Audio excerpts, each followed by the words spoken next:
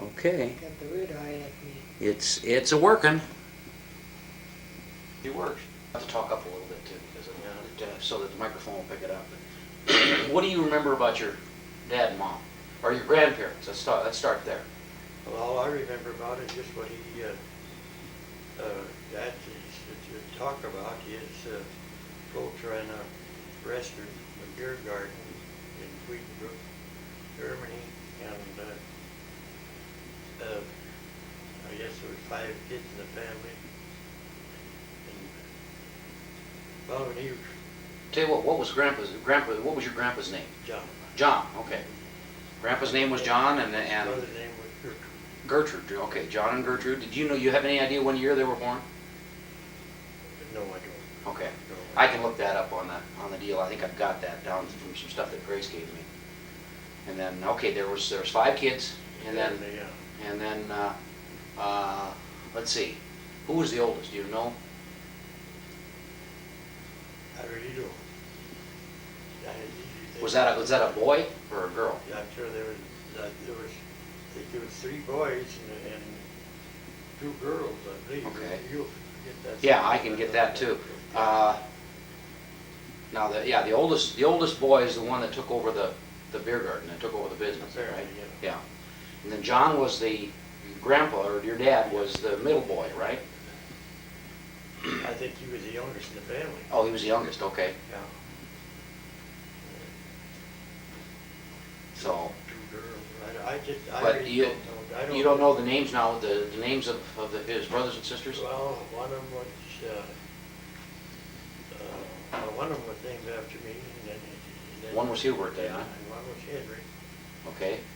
and And then there's John, so that's the 3 boys. yeah, and then the girls, Frances and Marie.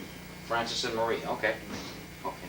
Do you know anything about now the girls? One of them married a sculptor, right? That's right, that was Hartman. That's Hartman. Is that Dr. Hartman, or is Dr. Hartman her son?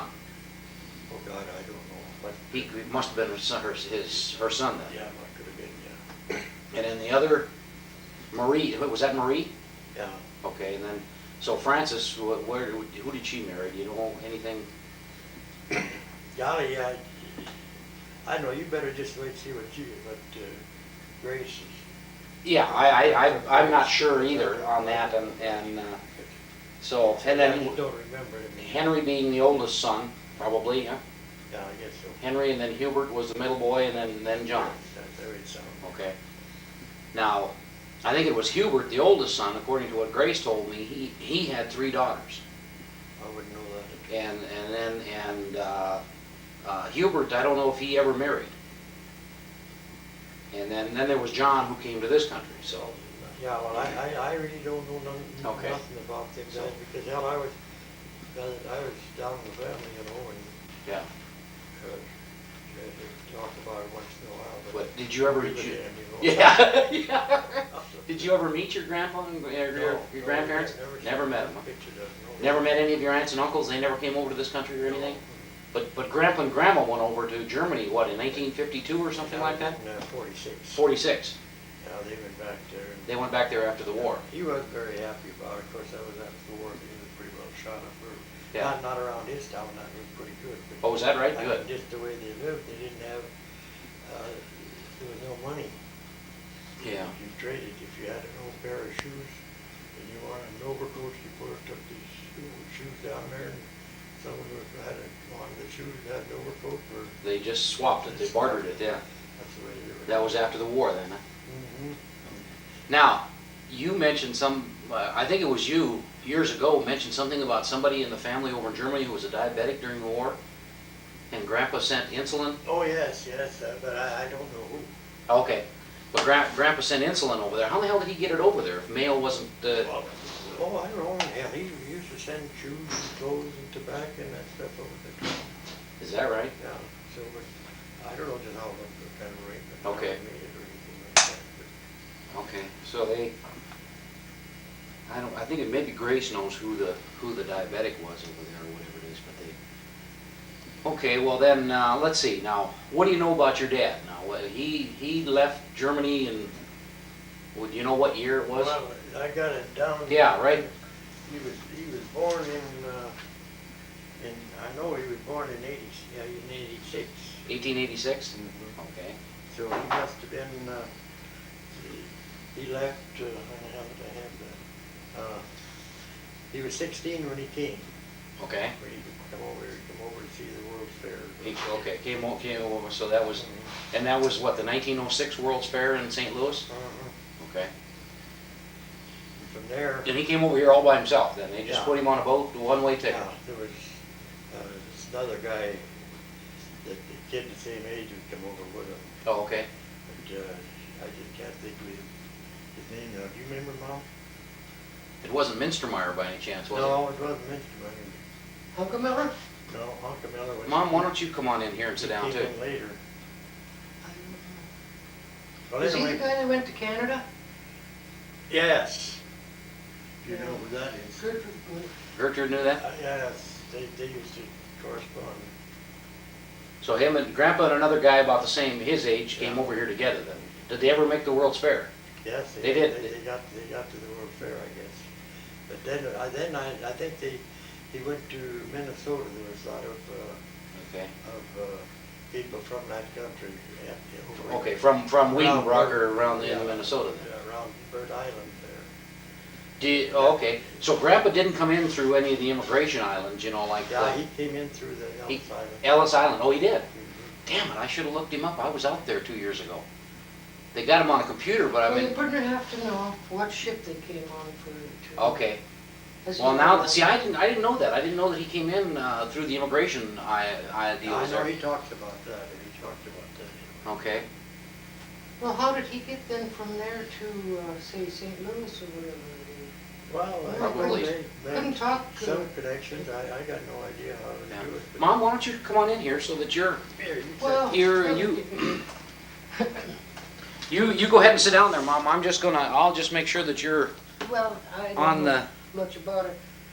just scoot over just a But you smidge see- more, and then, okay. I've got a lot of material on John Brentrup. I haven't even started on that. Is that right? Genealogy of that, like Okay. I have had with the other, Nuremberg. Okay. But he talked about then, he came through Ellis Island then, huh? Yes. Okay. Well, that's, Everybody because see, has to come I through should be there. able to look that up then when if I ever get back there. Because Linda's, their genealogy, Linda's grandparents came in to Philadelphia Harbor, and then there was too many people or something like that, and that's where the oldest boy in the family was born, in the Philadelphia Harbor. And they were born on ship, and then they went to, I think it was Houston, and that's where they came into the country, was through Houston. So, but and they've got all that stuff on computer down there. You know, I mean, if you know, it may take a little bit of time or whatever it is to look that up, but I didn't know that. Okay, so that's great. So then after the World's Fair, then he went up to Minnesota. So did he ever have any intention of going back to Germany? I don't think so. I mean, Okay. There's just no work over there to begin Well, with. I don't know, Well, he I just think liked it the over army here. would have been breathing down his neck. Who? The army, the military. Oh, military, yeah. Yeah, he would have had to go in and serve. And he says he was no businessman, you know, they ran a kind of a beer garden, Uh-huh. and he just didn't like that kind of So stuff. when them little guys coming in with the brewery horses and that stuff, like, his job was to water them and that kind of dope. Oh, is that right? Yeah, and he got to like them horses and that's. Oh. Well, he really wanted to farm too, didn't he? Yeah, he wanted That's to. kind of why he got off. Okay. That was in his blood, I guess, if So let's see now. He would have been in Minnesota. Do you know what town he would have been in? around Bird Island. Bird Island, Minnesota? Mhm. Okay. And then in the wintertime, he worked on a summer resort there, Lake Minnetonka, Lake. Oh, okay. for many years, or for quite a while anyway. And then, well, he worked around there, and then he also had worked with the Kirchens. That is where he got to know Mom, see. Oh, they were in Minnesota then too? Yeah, that's where it was through the Kirchens and him had also come, like Ma's mother. She came over when she was a girl. And it took them 3 months in the sailboat to come Okay. across. So Grandma was born over in Germany too then? Yeah. Oh, okay. No, my mother wasn't, no. Oh. Her mother was. Oh, her mother. Oh, Yeah, okay. they- Her mother. they Okay. came over there, So then they worked around Bird Island there, and that's where he met Grandma's family. yeah. Yeah, that's right. Okay. He worked for Charlie, the oldest boy, for a little while, I guess, but anyway, then apparently they moved to Garrison, North Dakota, and Dad, I don't know, through that, anyway, this homestead was just coming up, and he came out here in Homestead. That was in 1906. 1906. Oh, okay. So then that World's Fair wasn't the 1906 World's Fair in St. Louis. Oh, I don't know what year it was, but anyway, it was. Okay. Anyway, he come out here in Homestead in 1906, maybe it wasn't the same, I don't know. Okay, it may have been, he may, okay. Then I suppose, I don't know, come back to. Okay. How they done Well, I can find out what year the St. Louis World's Fair was. So then and he may have, okay. Well, he may But have that come was in, his he may have come idea. in and then went to Minnesota. it. Yeah, but apparently Then he went did down. go to the fair, as I understand. But Okay. anyway, and he came out here then, why, he worked for Phil Rundle. Till he got proven up on his homestead. On his own. Now, do you know where he had to check in when he homesteaded? He had to come out here and stop someplace and get some land, right? Yeah, that was at Medora. At Medora, okay. That was the county seat, that was Billings County. then. Okay, so if I go into Medora, I should be able to find some Oh, records yes, in there as to sure. his deal. Now, how much land was he given then, or A quarter. 1/4? That would be, what, 160 acres? Mhm. Okay. And he got that was on the southwest quarter of 30. Southwest quarter of Section 30? Mm-hmm. Okay, in what township? Dover. Dover Township, okay. Do you know what county that would be? That was in Billings yet then. Billings County, okay. Afterward, they changed the slope. The slope, okay. They cut it up, Billings is a hell of a big country, that went clear down to Bowman, I think. Oh, is that right? All the way from, And they made slope, and they made. from Medora to Bowman? Yeah, I think so. Jesus. Yeah, Okay. it was a big territory in there. Anyway, they put Slope County in there between it somehow or other. Okay. Okay, now let's, did he know Grandma before he came out here? I mean, were they married when they came out here, or did he? They were married in 9, that was the guy. Oh, so he'd been here and He'd been here and. proved up already on his homestead, and then, okay. Do you know where they got married, or He got married to Garrison. got married in Garrison?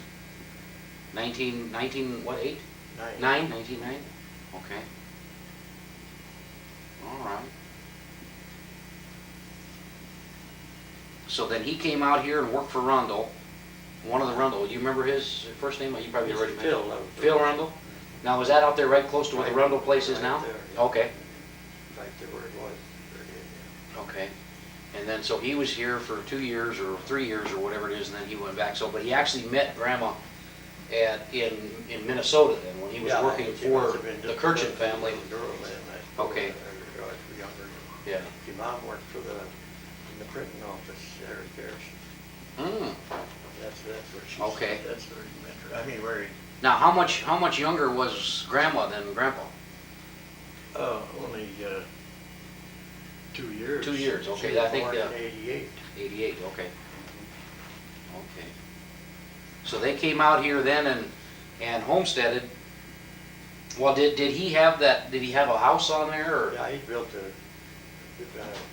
shack or kind of A shack. Well, it wasn't, he had a dugout Yeah, first, what? kind of a dugout, yeah. Okay. That's where they, which are all of them had, some of them had old tar paper shacks and stuff like that. That's all they had to have Mhm. at the time, to prove up. Did they live on there in the wintertime then, or did they go back to Minnesota? No, they stayed here and they moved. Okay, When he brought her home from Dickinson, they come in on the train as far as Dickinson. okay. And he had the horses there or something. He said on the way, he told her, you better look back. She probably won't see town for a long time. It was 10 years before she ever saw town. After they moved out there, she was 10 years until she got, She got the town, yeah. Jesus. Got it to me. But they lived, the first years, right after they got married, then they lived in that dugout out there. Do you know how many years they lived in the dugout?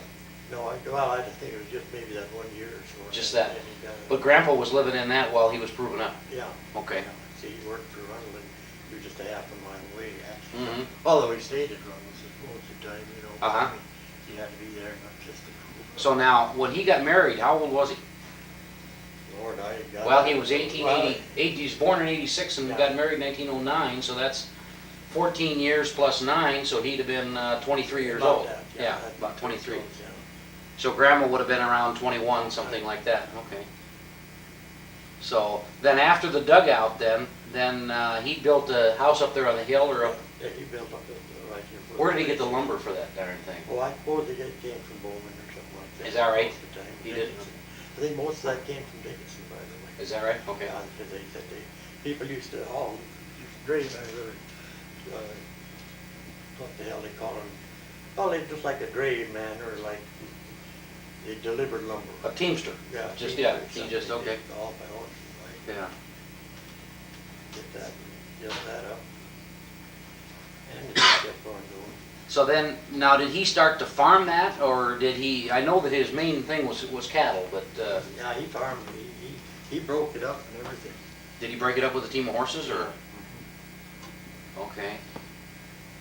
Jesus, then he farmed and then, what, the farming wasn't that good or something, and so he decided to go into cattle, or? Well, he gradually got into it. He got into cattle. The farmer was all right, but, well, I don't know just how it all happened. He probably got some of it at one time. They had these big tractors, you know, these old steam engines that broke up land. Uh-huh, I don't know if he got in on that or if he broke his own. okay. That's what he. Well, now, did he acquire any more land then besides the 160 acres that he was homesteaded? Oh, yes, then as it goes, he kept on getting bigger. He owned 3/4 of that section that he lived on. 3/4 of it, okay, Yeah. so he bought that, okay. He got that, and then he got the west section, the half section to the north, to the west out there.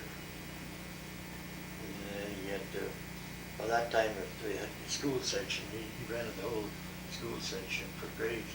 Okay, so all total, then, how many acres was he utilizing? Well, at one time, he used to be at one time, he was farming 450 acres by the time he got, Okay, time we were. Plus he had- What we were doing, yeah, like, then plus pasture. all with horses and stuff. Like Okay. that.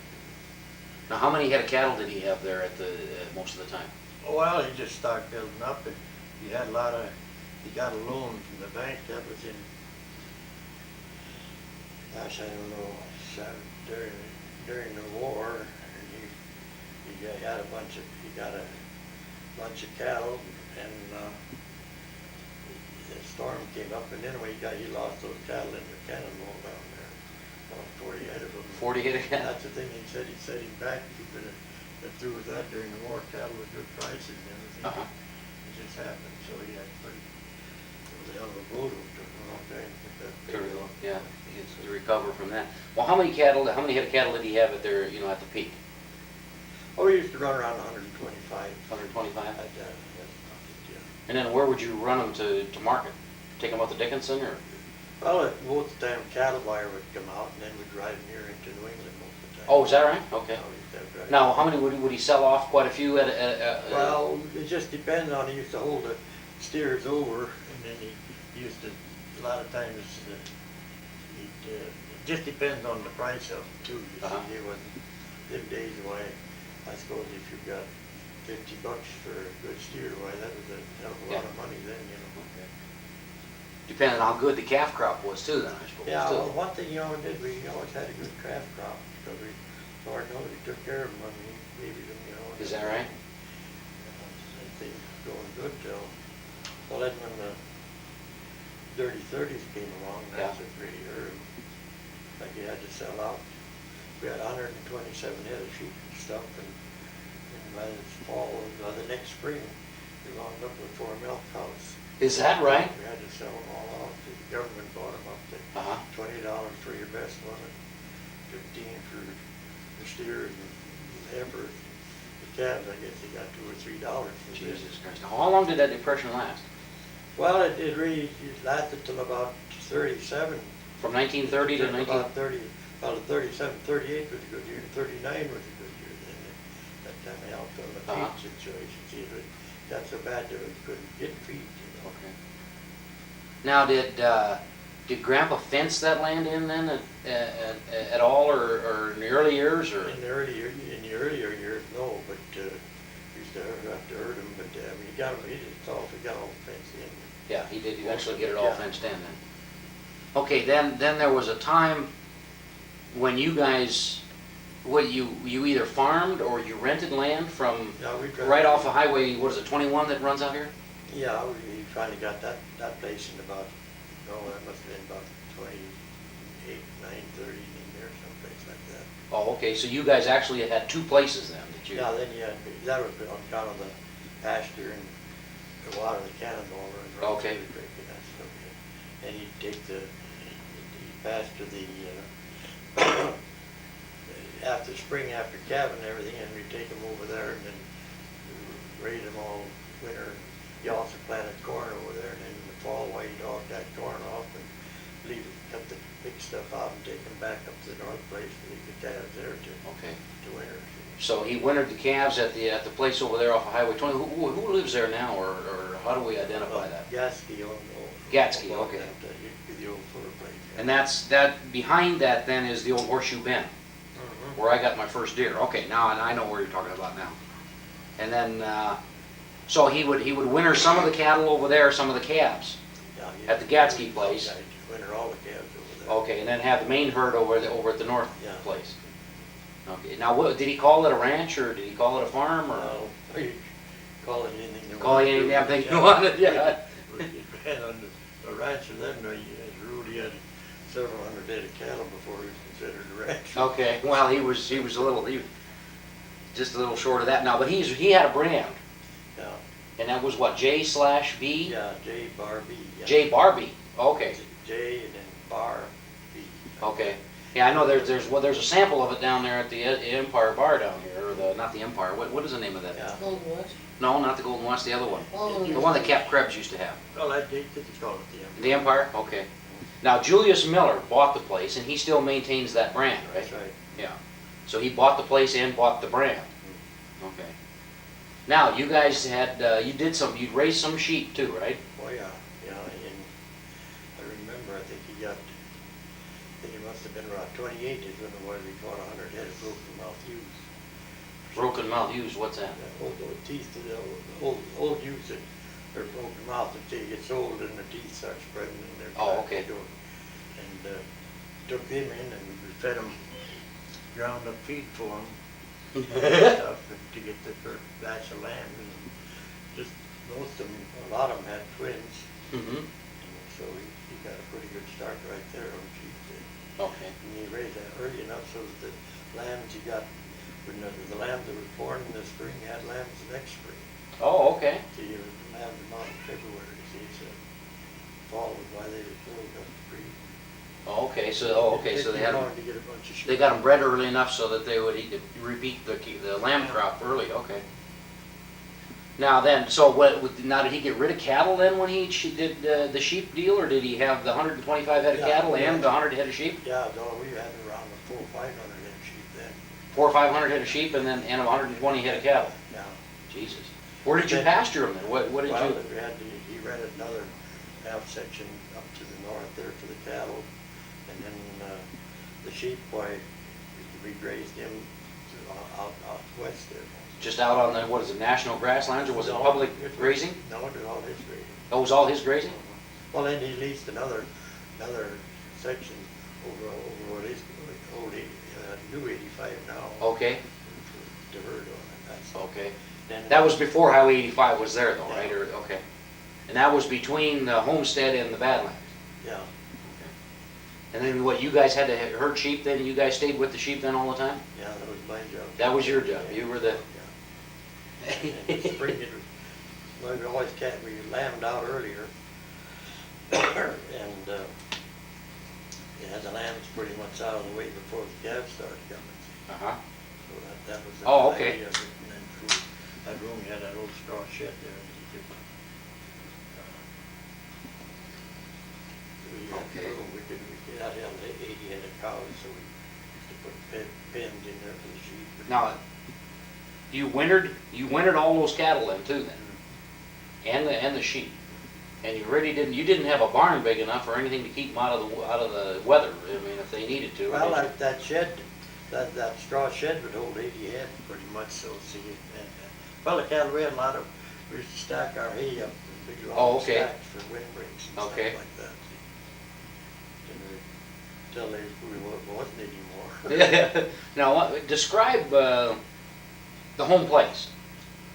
The house and what all kind of sheds and barns and stuff you had on it. Well, we just had a 3-room house that we lived in, and we had a big granary and well, 2 granaries all in one. In the summertime, the kids used to sleep in there at Lloyd's, and a good big chicken coop. We had that straw shed. The famous straw shed. That was a good deal. Yeah. Now that was how was the straw shed built? Just with poles and Just beams. poles in the ground and And beams on top, and then you thrash this with woven wire for the roof, Uh-huh. and you thrash on top of it. See? you put the straw from the thrashing on top. And then you had on the east side of it, I thrash that all full of straw. And we used to stack our hay right near the shed, see, so that we could get all that straw right out the place there. Even had it fixed so on the inside, if it stormed too bad, we could feed it from the inside. Okay. So that worked pretty good. How big was that? Oh God, I don't know. That must have been, I'd say it was about, 60, 70 feet wide. About 100 or something like that. Is that right? It was a good sized shed. We had to, sometime we did, the sheep, they had another deal built kind of over the top that would corral them and put them in. So you had a house. It was originally a 3-room house. Did they ever expand on it? No, we never did. You never did, because you guys were over. You guys didn't. Yeah, by that time, you see, they got it in 28 or so, well, we had that other place on the other side. Okay. But, So half of you guys had to be almost over there to tend well, the sheep and the cattle over kids there. going to school was, yeah. Okay. So, okay. So you had the Yeah, house, only- the straw shed, and the granary that was almost a double wide. Do you remember how many bushels of grain that thing would hold? No, but it would hold a crop pretty easy. Is that right? It'd hold the whole crop. So you could then, Grandpa could then sell that stuff when the price was right. Yeah. Okay. Load up the load like in the wintertime, then haul the grain. And in the earlier years, we used to fan it so we could save the whatever foul seed there was and feed that up to the pigs and that stuff. Fan it now. What is that? Run it through a fanning mill to clean it. Oh, okay. And then I'd fan out a load after, let's get this little fan out a load one day while he hauled one into town. Okay. And the next day, he just take different 4 more horses and put them on that wagon and go to town and come back. That's all he got done in one day, to go to town and back. Town and back in one day. Now that was into New England. And that was 15 miles to town, but there was so many people who took it so long to get on board. Mm-hmm. See, this New England at one time was the world's largest primary wheat market. That's right. And Did they? Oh, go ahead. It'd take them a long time to get unloaded. A lot of times now it was 3 o'clock before you could leave town. Okay. Let me go back here a minute. How many horses did you have to work that place? Oh, well, hell, we had, out of one time we had 29 head of work horses. Jesus. Oh, we had a lot of horses. So he liked horses and so And mules, yeah. We had Horses and mules. Yeah. Now how many riding horses did you have? Saddle horses? Well, he had one. J.C. had one. And I wound up with 8 of them of my own. 8 of your own. Is that while you were still living at home? Yeah, that was, well. When you were going back and yeah, forth? And, yeah. Jesus. He bought an old coyote hunter come by with his hounds one day, and he had 2 colts there with him, and he wanted to sell them for, I think he paid $2 for the one I got, and 3 for the one JC got. Oh. But mine was a mare, and then I started raising Uh-huh. horses on I'll be darned. it. Out of them. Okay, so now then, so you guys would harvest, and you'd put the, and that was wheat you guys were raising?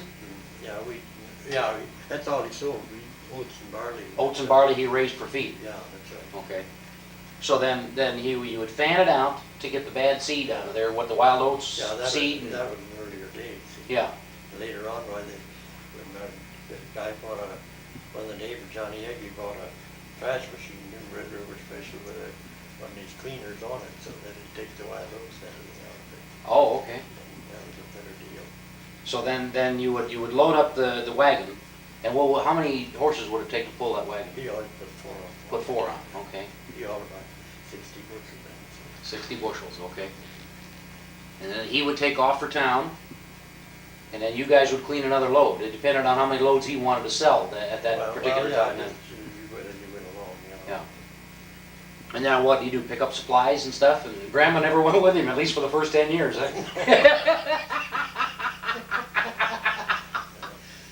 Boy, he sure hit that right, to take a look back at town, because that's the last time you're going to see it for a long time. So, but then he'd go into town, and then he'd wait in line to unload, and then he'd get his stuff, get paid for it, and then go get groceries and stuff, and then, okay.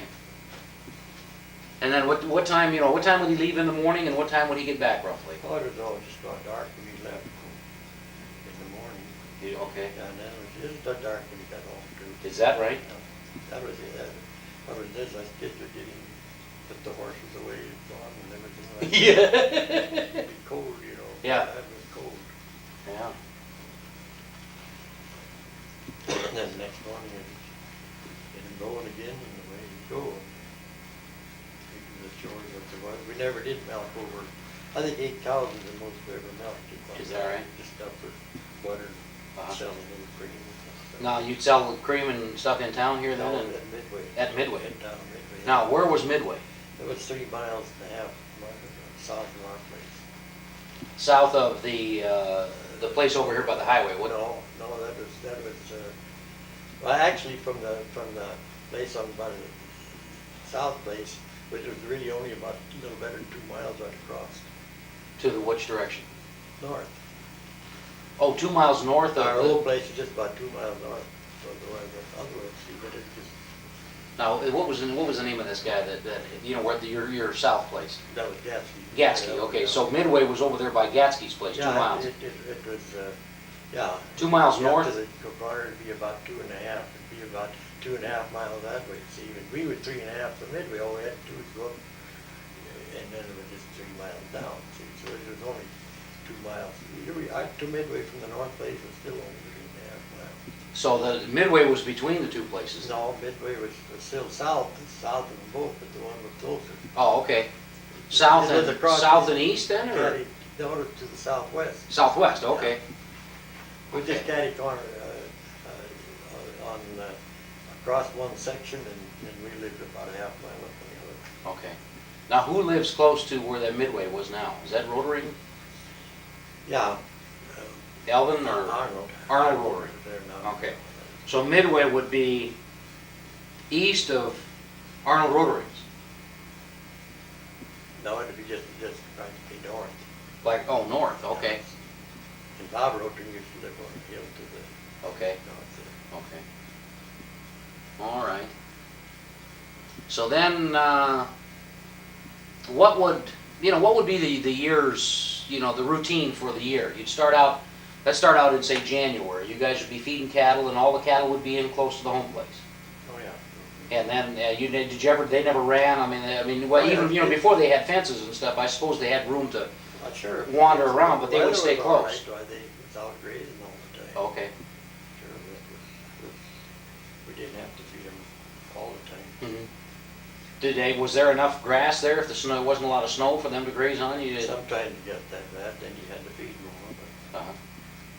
then you see the wind used to blow, it used to scrape the snow off the hills and that stuff, that you get up there and, Uh-huh. it sure saves a lot of hay. Okay. Did you guys ever have to go out and collect buffalo chips for heat and all of that? Oh, yeah, we used to, especially in the summertime, we'd run Summertime. them short of coals. So we used to, so then we'd have to. Get cow chips or buffalo Yeah, chips? well, used to bake bread with things, I think. She used to bake, Grandma used to bake bread with, using the cow chips and stuff? So then, okay, in January and February, you guys would just be feeding. March. When would you start putting your crops in? Well, when spring broke up, sometimes Dad tells about one, he had most of his crop in February one year. Is that right? Yeah, but that's the only crop they got that year too. Jesus, God. That just happened, you know. Uh-huh. It isn't that, but most of the time, a lot of times it was well into May that we got open too. Yeah, because it would just be too damn wet to get in there. See, Now, oh, go ahead. They used to, he put 6 ostriches on a 11-foot drill, and he could seed 34 acres a day with them. Oh, okay. So that would be, you know, it took a lot of horse. We always had 3 outfits. We plowed with 2 gangs and a sulky. Now, what's a gang? Gang was two bottoms, and the sulky was just one. One bottom plow. Okay. But now that's the implements that you used. Was it you had to plow every year? No, we plowed every other year. Every other year. What did you do in between then? Disc it. Disc it. Okay. Yeah, we did just disc it. Just till it up and then okay. Now, what other implements did you use? Well, just that and the drill. Drill. Okay, that was a seeder. Yeah, and And grinder. then what about a drag, or did you have a? Yeah, we had drag too, but we didn't. So we used that more or less to drag the corn with. Okay, what now he had, what did you guys plant? Corn?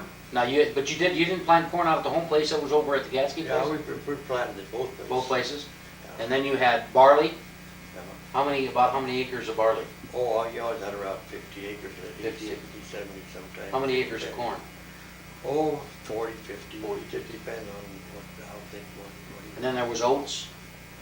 Yeah, oats, we had a lot of oats too. Well, the fact is, he had more oats, he had more feed than he had oats. Is that right? For wheat. Is that right? Yeah. Okay, so if he had oats, he had what, about 50, 60 acres of oats too then, or Oh, more? yeah, at least. And then wheat would be, Oh, it's hard to tell. I mean, yeah, it depended on the year. Yeah, we said some places where we rented, like we used to be 4 miles east of us, we had 80 acres down there. It was always wheat in there because that time you rent for, give the renter a fourth. Or if the renter furnished the seed, then you get half. Oh, okay. So that's the way that would work then. He would, somebody else owned the land, but he farmed it, and then if he provided the seed, the owner of the land got 25% of it, and the grandpa got 75%. Yeah, if he just rented it, he rented it for a quarter. Yeah. And if the owner supplied the seed, then the owner got 50%. So did you raise anything else? I know you had a pretty good garden. We used to have a garden, but we used to raise millet too. What's We that? put that in later in the years. It's just a good feed. Oh, okay. And that was very good for milk cows and that stuff. Okay. So you'd get that stuff planted anywhere from, say, depending on the weather, February to May? Yeah, well, it was, that one year in February was really. That was an exceptional year. That was an exception, yeah. Yeah. Most of the time it was. Now, most of the time there was still frost in the ground, yeah. Most of the time it'd be April, yeah. So then, did you summer follow? Did you have to rotate No, crops or anything not- like not- that? Not then, just in later years. Later years, okay. Yeah, otherwise we put it Now, fertilizer, what would you use for fertilizer? You just in. Manure. the cow manure out of the straw shed? Yeah, we'd haul it out of the barns and the straw shed and spread it out on the corn ground, and we're gonna put corn Uh-huh. in next year, Okay. oats and barley and stuff like So by around June 1st, you had the crops in, that. Oh, yes. and then what would you do then? What was the next step? You herd cattle And then we'd start cleaning corrals and hauling manure, okay, that kind of thing. and then after what would you do then? As soon as the snow was off, then the cattle could just run. They'd go out in the pasture and. Yeah, they'd be out in, most of them be out in the prairie. I mean, out, So, then basically, then you would clean and get yourself ready then for the harvest, and when did the harvest start? Well, we never got it right. Whatever. One time, one year, I think it was 34 or 5, we were through our harvesting at the 8th of August. Is that right? Yeah, we went to a celebration at Garrison, and Yeah. we got, I don't know, just a few bushels of wheat. And our straw pile, I think we got in 2 header boxes. Jesus. So that was about, that That was the whole crowd, huh? That was when things started getting tough. So, well, now, do you get hailed out a lot, or was it? We'd get some hail putting her every year. Is that right? A lot of times, if it wasn't too bad, we could hurry up and cut it down and save it for Mhm. feed. Okay. Feed Now- was the main thing. Feed was the main thing. The cash crop was secondary to the, That's yeah. right, yeah. Because basically the cash crop was the sheep and the cattle. We always had that, and then we had pigs too, you know, and Uh-huh. that stuff. Now, when it came harvest, what kind of implements did you use on that, or did you? Steel binder. So you never did get into the old scythe thing, the harvesting with No. that. It was beyond that by the time you were born Yeah, in. yeah. He'd go out, he'd cut 25 acres a day with the steel binder. So that would now describe that binder. Oh, it's the deal had, you hooked 4 horses on it, had one big bull wheel that furnished the power. You know, the morning. Was that on the ground? I mean, was Yeah, that okay. was on the ground, and that also turned the canvas and ran the sickle, and the reels pushed the grain in. Push the grain in, and then it went up through and down into the nodder. almost like a modern day swatter. Well, yeah, it was only tied it in bundles. Yeah. Oh, it automatically tied it in bundles? You tied it in bundles, and then you kind of shocked in bundles. You stacked. Then you went out and stacked them. Yeah, we shocked them up, so they keep heads up, you know, and fall, we pick them up and throw them in the hay rack and all in the rig. So then, in other words, the grain could then still ripen while it was in the shocks. Then after Yeah, it you was cut harvested. cut it on the green side pretty much, so if you wanted to. Now, how many when you shock now? The thing went through the binder and it wrapped the bundles in how big of bundles? Well, about like that. About like that. Okay. Then you, How many bundles would you stack two of? 12.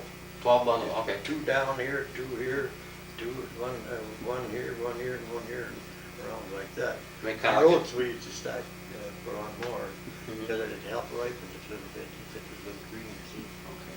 So basically, that binder thing, you could cut it any time and then just let it ripen. Well, no, it had Cut to it be and stack pretty, it. It had to be- you wanted it brown, so, Mhm. you know, so that it, but you could cut it, you could cut it long before you could, combine it now.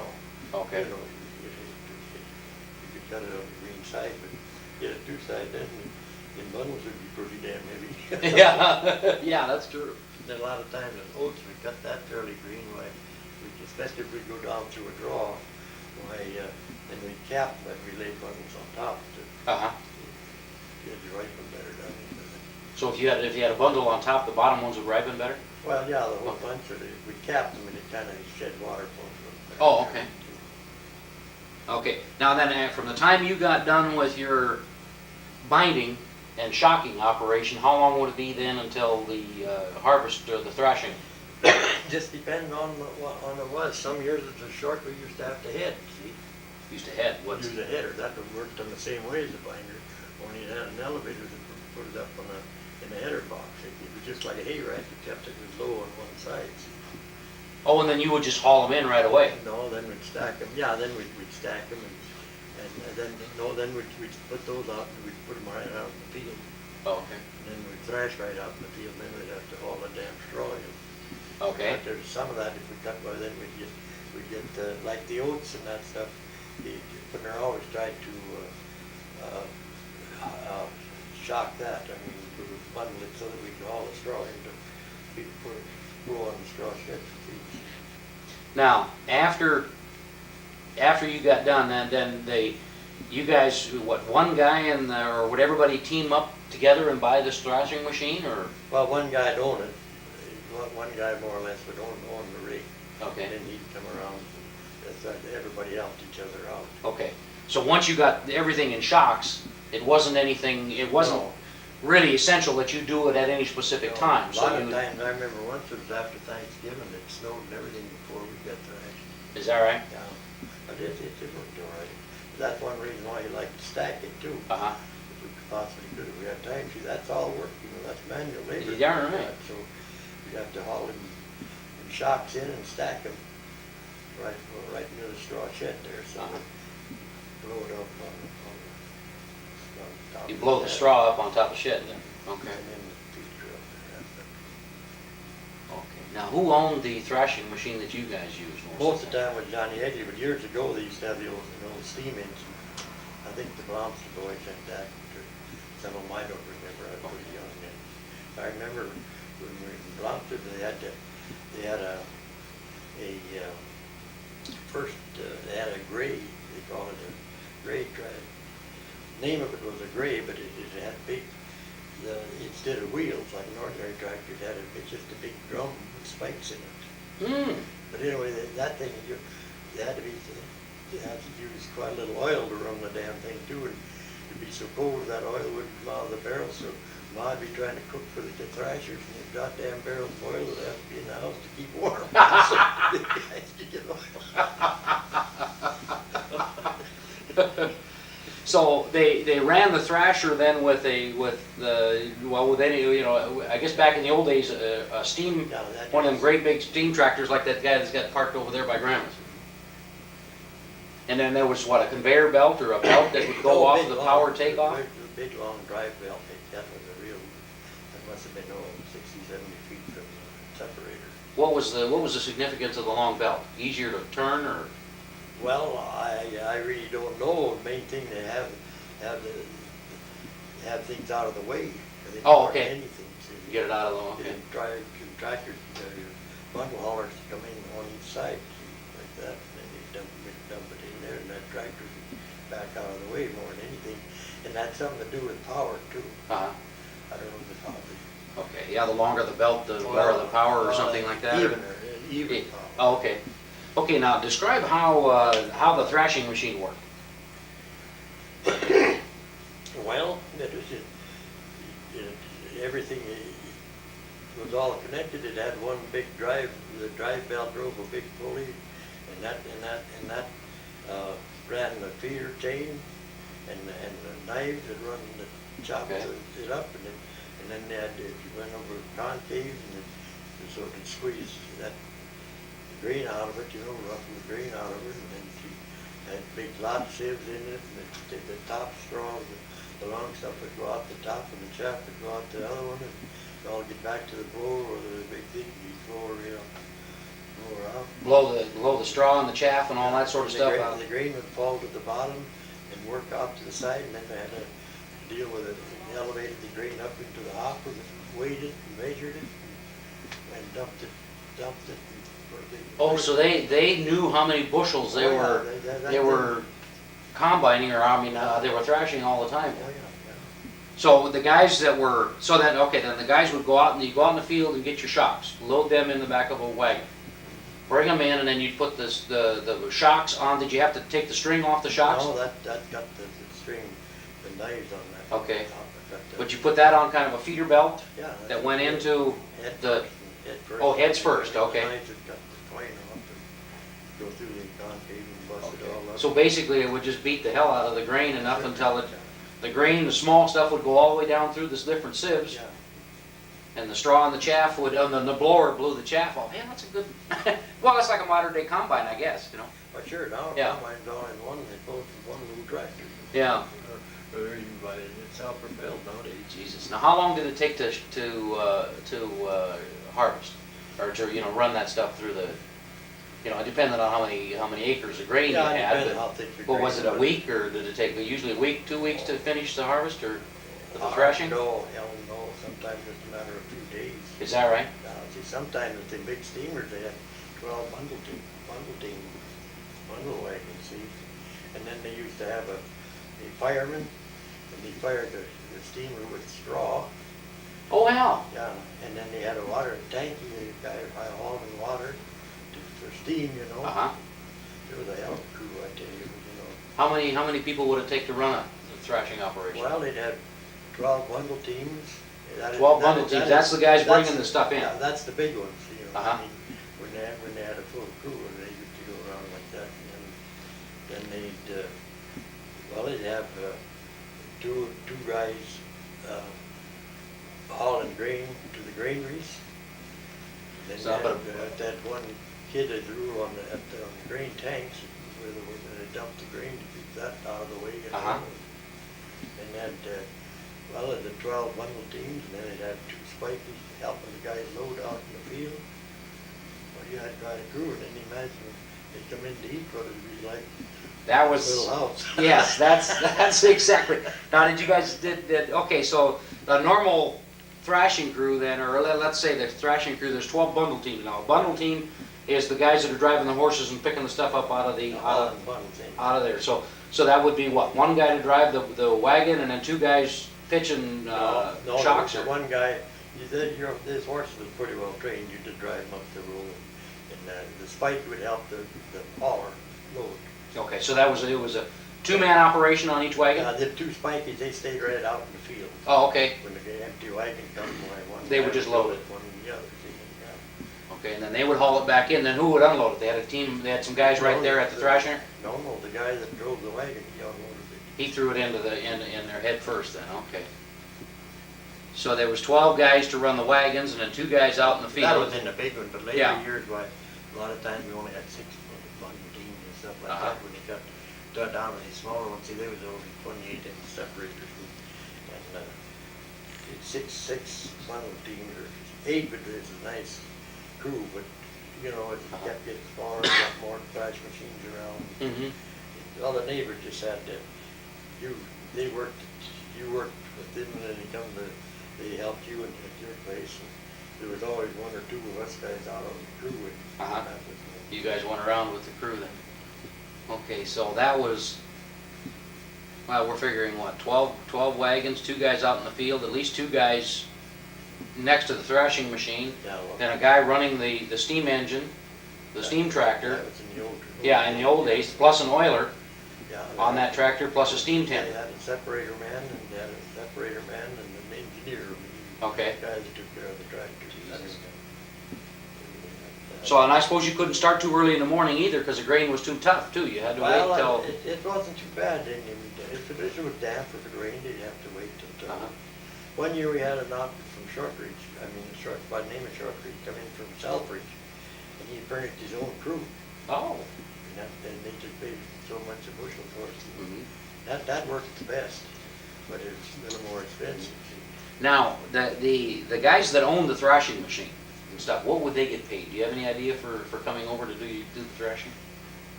Well, it went by the bushel when the crops is good, but during the lean years, then they charge by the goddamn hour.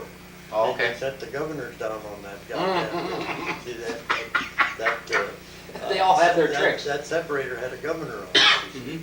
Yet when it crowded a little bit too full, and that feeder would stop until they got caught up, and then they'd automatically start going again, you know, when they got so much of, and by setting the governors down, but if it was a good thing, they'd get And they the need- damn thing loose, you know. So they got paid by the bushel then. So, and then all the neighbors would come over and help you, and then you guys would, you'd have a few guys that would go. Yeah, or- yeah, like Jay said, I only got to go a few times on the route because of I had to take care of the sheep and cattle. Mhm. So JC and Valerie and Ralph and all them guys? Ralph was pretty small that time. Mhm. I don't think they got in on On that, okay. So that's, so then the thrashing crew would be there, would they stay there at the place? Some of them did, most of them, some went home too. I mean, Where- it depended on, Uh-huh. a lot of them were neighbors, they 5-6 miles apart, so when they somebody started having Model Ts and that Uh-huh. stuff, so they run home. Well, where did they stay then? I mean, when they stayed at the place, did you pitch tents for them, or? did Yeah, they had, like that, that guy that furnished everything, they had their tents and everything. Mhm. They moved into the yard one time it was on a Friday night, I think it was. They were gonna start thrashing Saturday morning, and Saturday morning it started raining. And it was just putting in 3 weeks before they got back. It rained that fall, so it was about 3 weeks before. Then we had all them goddamn horses to take care of. Take care of, yeah. Some of them would get out of the fence and start heading back to the southeast For their home. We had a hell of a time keeping him Oh, around. God. Who fed them then? Who fed them then? Who fed the people? Well, we put them out in a big pasture. Yeah, that's the next thing I want to, Mom, will you come on in here for a minute? I want to, you talk about the meals and stuff that, Yeah, but I mean, who fed them while they were there 3 weeks? The horses? No, the people. thrashers, well, they'd just leave. They'd go back home or the something. crew went home. They'd get Oh. wet, they wouldn't be raining, and then just about the time they'd just come back and all get rearing to start, the damn thing would rain again, you know. Yeah. So it just, now we'll come over. So those, so when things were going good, then the crews, if they didn't have a Model A or something, they would stay right there until the job was done.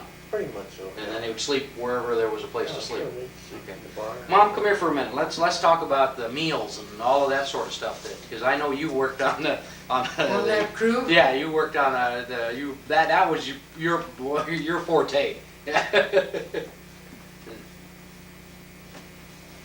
Now, when it came mealtime, did you guys eat? You'd feed them breakfast and stuff, and that was Oh, yeah. that was a big meal, or? Yeah. That was first. Go ahead and just kind of talk about start from early in the morning. What you guys do, and you know, to get ready for breakfast. And She was in a different part of the country then. She was over there in a counter See, township. our thrash rigs weren't big over there. Although we did hear the Reveling, Henry Reveling had a big outfit that you could hear the steam engine would well, hoot or whatever you Yeah. call it, I don't know. Yeah. They'd blow that whistle 6 o'clock in the But morning. that's many miles away and we could hear that. No, our crew wasn't that big. But in the mornings, why, it was fry a bunch of bacon and eggs and then a lot of them would be coming in kind of single file, or they didn't all come at once. They didn't come at once. Okay, No. so they were all, each one of them had their job. They got up in the morning and Either started they doing. came from home or something, Uh-huh. you know, but they were there for breakfast, so that made a heck of a job to do. And where'd you get all the eggs and all that sort of stuff? Just from Oh, your chickens and? If we knew we were gonna have thrashers, we'd probably see if the neighbors had some extras and stuff. Mhm. So you then basically a breakfast was eggs and bacon or side pork or? Yeah, eggs, a side pork too, whatever you might have, although we didn't have too much by that Why time. don't you scoot in a little bit more? Yeah. Let me make sure you're in this. Now you got to hurry. Yeah. There. You what? You have to get me in here. So then And then you better start killing chickens for dinner. for dinner. Okay. So but then how many ladies would it take to put on this thing? There's usually, at our house it was Mom and Irene and I, and Helen was probably around, but I Uh-huh. don't know much about what she loved. But then you did make pies, Okay. Well, what time would you get up in the morning? 5 o'clock. 5 o'clock in the morning, and then Maybe Mom was up before that, get the fire stoked. get the fires going. Yeah. Because everything was done on coal range, Uh-huh. you know, wasn't it?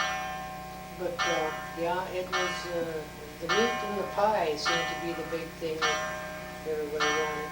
And then again too, you know, as the guys got done with their bundle hauling and stuff, they'd drive in and you start feeding them. A lot of Uh-huh. times didn't feed them all at once. In other words, you had breakfast go from say 6 o'clock in the morning till probably 7, 8 o'clock, and as they were showing up, and then you'd kill chickens for to eat at noon, and Usually. so that's right. You didn't have any freezers or anything to keep that, so you had to start from scratch every meal. Everything we wanted to keep cool was put in a gallon pail or with a lid on it and put it in a tank for the water to cool, water to run over it and cool, keep it fresh. But, yeah, and then it was that lunch hour in the afternoon that would just really kick you in. You did barely get your dishes done and your noon meal over with when you'd have to take lunch out to them at about 3 o'clock. And then Oh, so you guys would take a lunch out to the guys in the field? Yeah. Oh, they That's didn't how- shut her down and come on in? Oh, well, no. Not Oh, for is that lunch. right? No, no. So they That's how our ate cooker on the got go? smashed. That's how what? That's how Mom's cooker that she got from that traveling salesman there. It was a handy deal. I've got one from Grandma Brentrup. But that was stored with a bunch of sandwiches or rolls or donuts or something. And then those big coffee pots, you know, that Uh-huh. you sit on a... So it was blow and go then from the time you started until it got too tough at night or got too dark on you. It got too dark most of the time. And then, go ahead. Then it was supper, and that could be strung out too, you know. Uh-huh. Usually though, more of them would come in at once at supper though. Okay. At our gang, I don't know about Yeah. you. We usually had a little different there. I mean, it was more, well, bigger crews and that stuff. you Uh-huh. know, Yours They know. was bigger crews. Yeah. You had bigger crews. Yeah, we had bigger crews all the Okay. time. So Well, you see- guys would still, I know what Ma used to put a lot of times the coffee in a cream can. okay. Try to keep it hot, but it would be very, most of the time if there's ration right in the yard anyway. Uh-huh. I don't think the Dark Bunch had any more than 6 bundle haulers that I remember. It was the Bazalski crew, they had a thrash rig. Pokebecks had a thrash rig. And then in the later years, Dewey Narum, Chris's boy, he ran the outfit, so, He had his own thrashing. yeah. And then it was getting pretty small by that time, because even before I left home, they were using combines. Oh, okay. It wasn't combine. That was a pull type combines then. Did they have that by the time you Yeah, finished Ronnie got up? the first pull type combine in, he pulled out with 12 head of horses. Jesus, God. Yeah, it had its own engine on it, so you see it all that, pull it in. Okay. Well, ours was pulled by tractor. Is that right? Yeah, it was a king. We No. had a couple of bachelors that would come over in the combine, and they'd never say a word to each other, but they knew exactly what each one was. You knew what each one was doing. One of them would get off the rig and said, "I thought I heard a thundering sound." Then the two of them would get their heads together and go fix it. And he just pick up the toolbox, yeah. Pick up the They tool. just knew what to do, I guess, but they seldom said anything to each other.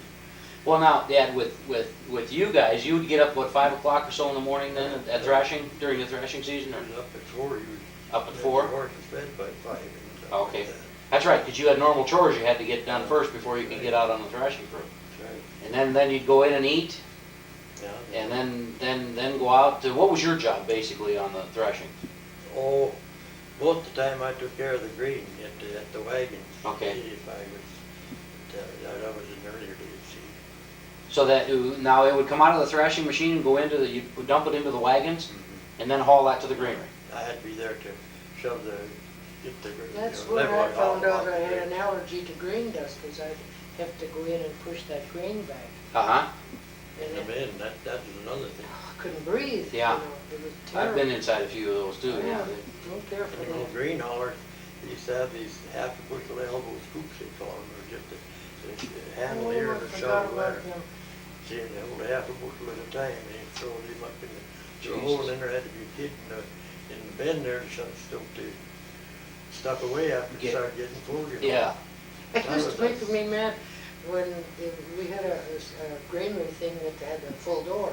So he pounded boards across it, and then as it got fuller, he put another board on it, and pretty soon they were heaving in a little hole about that big. And I was choking to death in there, and I didn't have the brains to say, "Hey, cut it out, Yeah. let me out of here." Then when that darn thing got full, then you had to think, how the hell you was gonna get out of there? Yeah. How the hell to get out of Put there? another board on. Jesus God. So now you were talking about that scoop, that half deal. It was a short handled half a Yeah, what it do you had call a handle it? in the back, it was just like an old scoop shot, like an old coal scuttle, Oh, okay. more or less, see?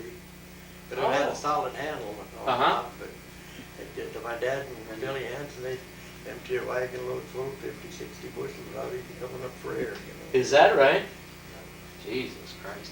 So then you would then, wherever you were, then the food and all that was brought out to you For lunch. at dinner and lunch and stuff, and then that was usually sandwiches and Could be donuts. sandwiches and donuts or cookies or caramel, cinnamon rolls or whatever. Been a lot of times that, I remember when beaches used to be a big deal, they'd bring out a whole, you know, Bushel of it? well, lug. lug of it, you know. And one old bachelor, he was a great guy. He couldn't,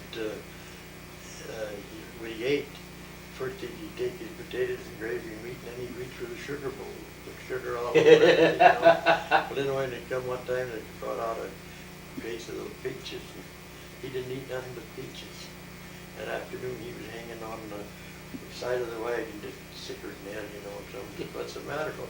"I don't know," he says, "I feel so weak and miserable." So they told him to go, and they lived up, they was sleeping in the haymow, and he went up to bed. And that night, he came back out of there, and he said at the table, "Hey, Ole, you want something, what, you want this?" And finally he says, "Say, do you have any more of those peaches?" He said, they seem to be the only thing that'll stay by me." He just never got, in the wintertime, why, I mean, he lived on $10. He'd buy this here oatmeal and rice in big bulk. That's what he practically lived on. Is that Till right? he'd get over to the neighbors or something. Uh-huh. And it would come to eating it, especially a pie, he'd sit back, and if someone didn't, there was an extra piece of pie or so left, well, he'd get that something on. You know, it seemed like there were a lot of bachelors in the area where we grew up there too, that didn't have, you know, the Nessick brothers and the Anderson brothers. Uh-huh. One of the Anderson boys passed away, and this other fellow says, "Yeah, the frying pan went through his stomach." A frying pan went through his stomach? Yeah, because that's all they cooked with. Yeah. was out of a frying pan, so the frying pan went through his stomach. That's all, you know, they all came out and homesteaded and never went back. Never went back, yeah. All be done. So then how about supper? Then that, you guys would come in then for supper? Yeah, and they'd be all done. I mean, Not- Did you eat outside then on a No. table, or you ate in the No. house? It was kind of neat to see this. They'd all line up in our yard out there, and there was always a box behind the hay rack. And they put their feed in it. They tie the horses behind the rack and feed the horses in out of that, you know, oats and stuff out of that feed box. Uh-huh. And I don't know where they put the harnesses. I think they hung them on the rack. I don't know. I can't remember. But it was kind of neat to see them lined up in the yard, you know, and moonlight nights. Yeah. Neat. I liked it anyhow. But, boy, I tell you, we were glad to see the threshers come, but we were glad to see them go too. Yeah, it's a hell of a lot of work. Well, the chores had to be done too, and that was Yeah. all up to some kid or something. Yeah. When the folks, and they thrashed till dark. I mean, Yeah. they didn't quit until it was pretty dark that they couldn't see. So it was long days. That's probably why they got done so quick too, because Mhm. I don't think the thrash readers are there any more than 3-4 days. Yeah. But we didn't have that much to thrash either, because we really didn't acquire an awful lot of land. Got the land west of us, which was part of Section 10. But, Hmm. So you guys then you guys you'd come in and eat, and then go finish your chores, the night chores? Yeah, well, around home there, Somebody else did that.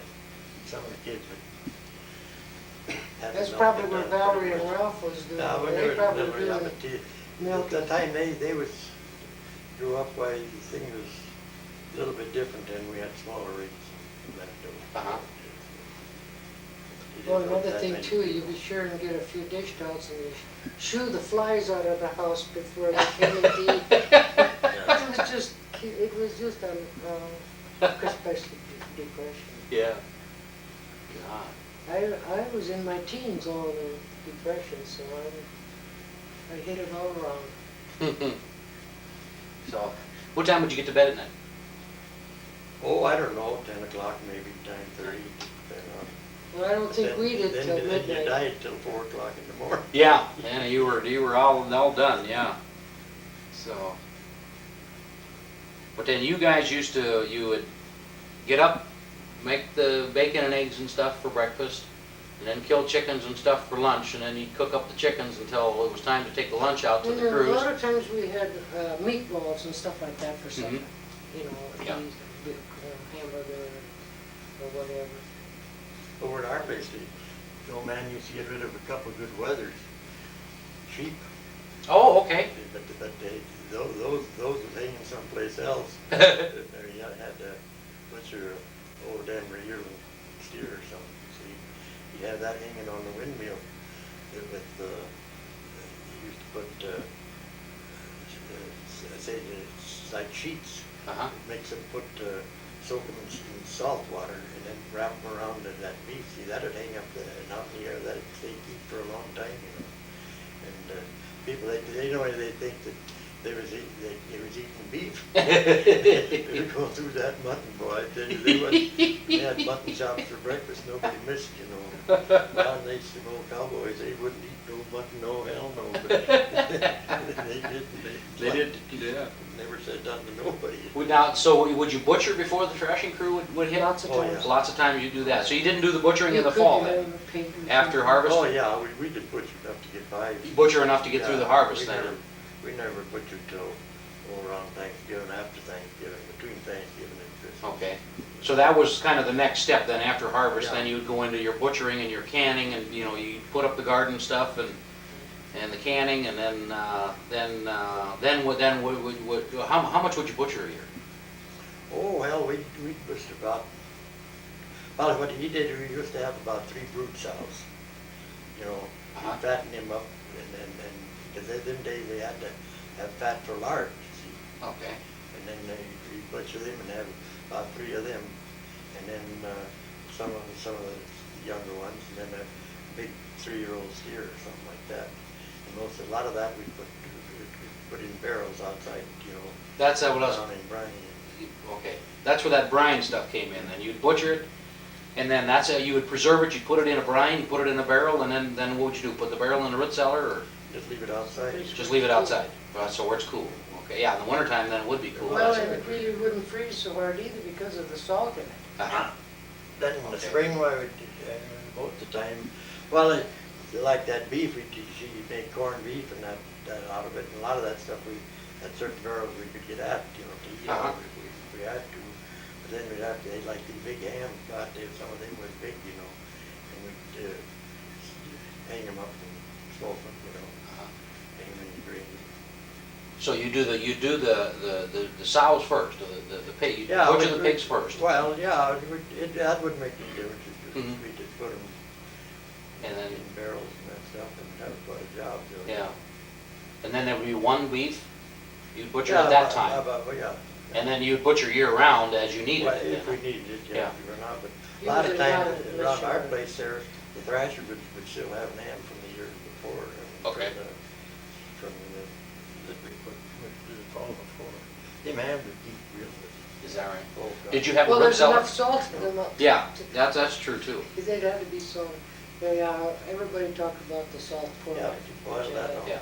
you know, that's what they live on. Sure. You know, that's why many people had ulcers and high blood pressure and stuff Sure. like that. you know. High cholesterol levels and all that sort of Yeah, stuff, that's yeah. what they did, they eat eggs Mm-hmm. and potatoes and meat, that was your. Fresh cream and all that stuff, yeah. Some years you didn't even have too many potatoes. So then, well then you'd butcher, that would be your fall. You'd do 3 pigs and a cow. Oh, hell yeah, we do about 5 pigs. Oh, 5 pigs altogether? Yeah. And did you keep the pigs through the winter? Did you have enough, I mean? Yeah, then you keep 3, 4 brood sows or whatever you don't Uh-huh. You breed the younger ones, Okay, and then they'd have pigs. and- okay. So you just kept the stock going. Yeah, sure. So that, and did you make sausage and all that sort of Oh, stuff? yes, yeah. Where'd you So we keep all didn't that? get into that. Is Well, that most of it hung in the granary. in the granary? You Yeah, didn't have a rib cellar or anything like that, or? Okay. We didn't. I remember going in and looking for ham in the grain bin. Yeah. That was one We way never of put ours preserving in the too. green bin at all. We Yeah. hang 'em up, we had a pretty good sized granary. The dogs wouldn't get them, or? Oh, no, they'd be hanging up in there. It would smell nice in that way. Yeah. That was one room. It was up off the ground and everything. It was real good. Now, when you smoked the meat and all that sort of stuff, did you just build a smoker, or did you have one out there? No, we had, it just depends on, sometimes I'd smoke them in barrels. I know in the wintertime I used to have to do that, I mean, in the spring. a lot of times, especially for sausage, that used to be my damn job, that was when I was going to school yet. And we'd have, out in the snowbank, you know, where the snow would come around the house, we'd set a barrel over that, and then and dig a hole down and another one out this way, and then we have a fire here, see? Uh-huh. And the smoke would go up through that barrel. Go through the barrel, okay. That barrel covered pretty good, so you would preserve that smoke.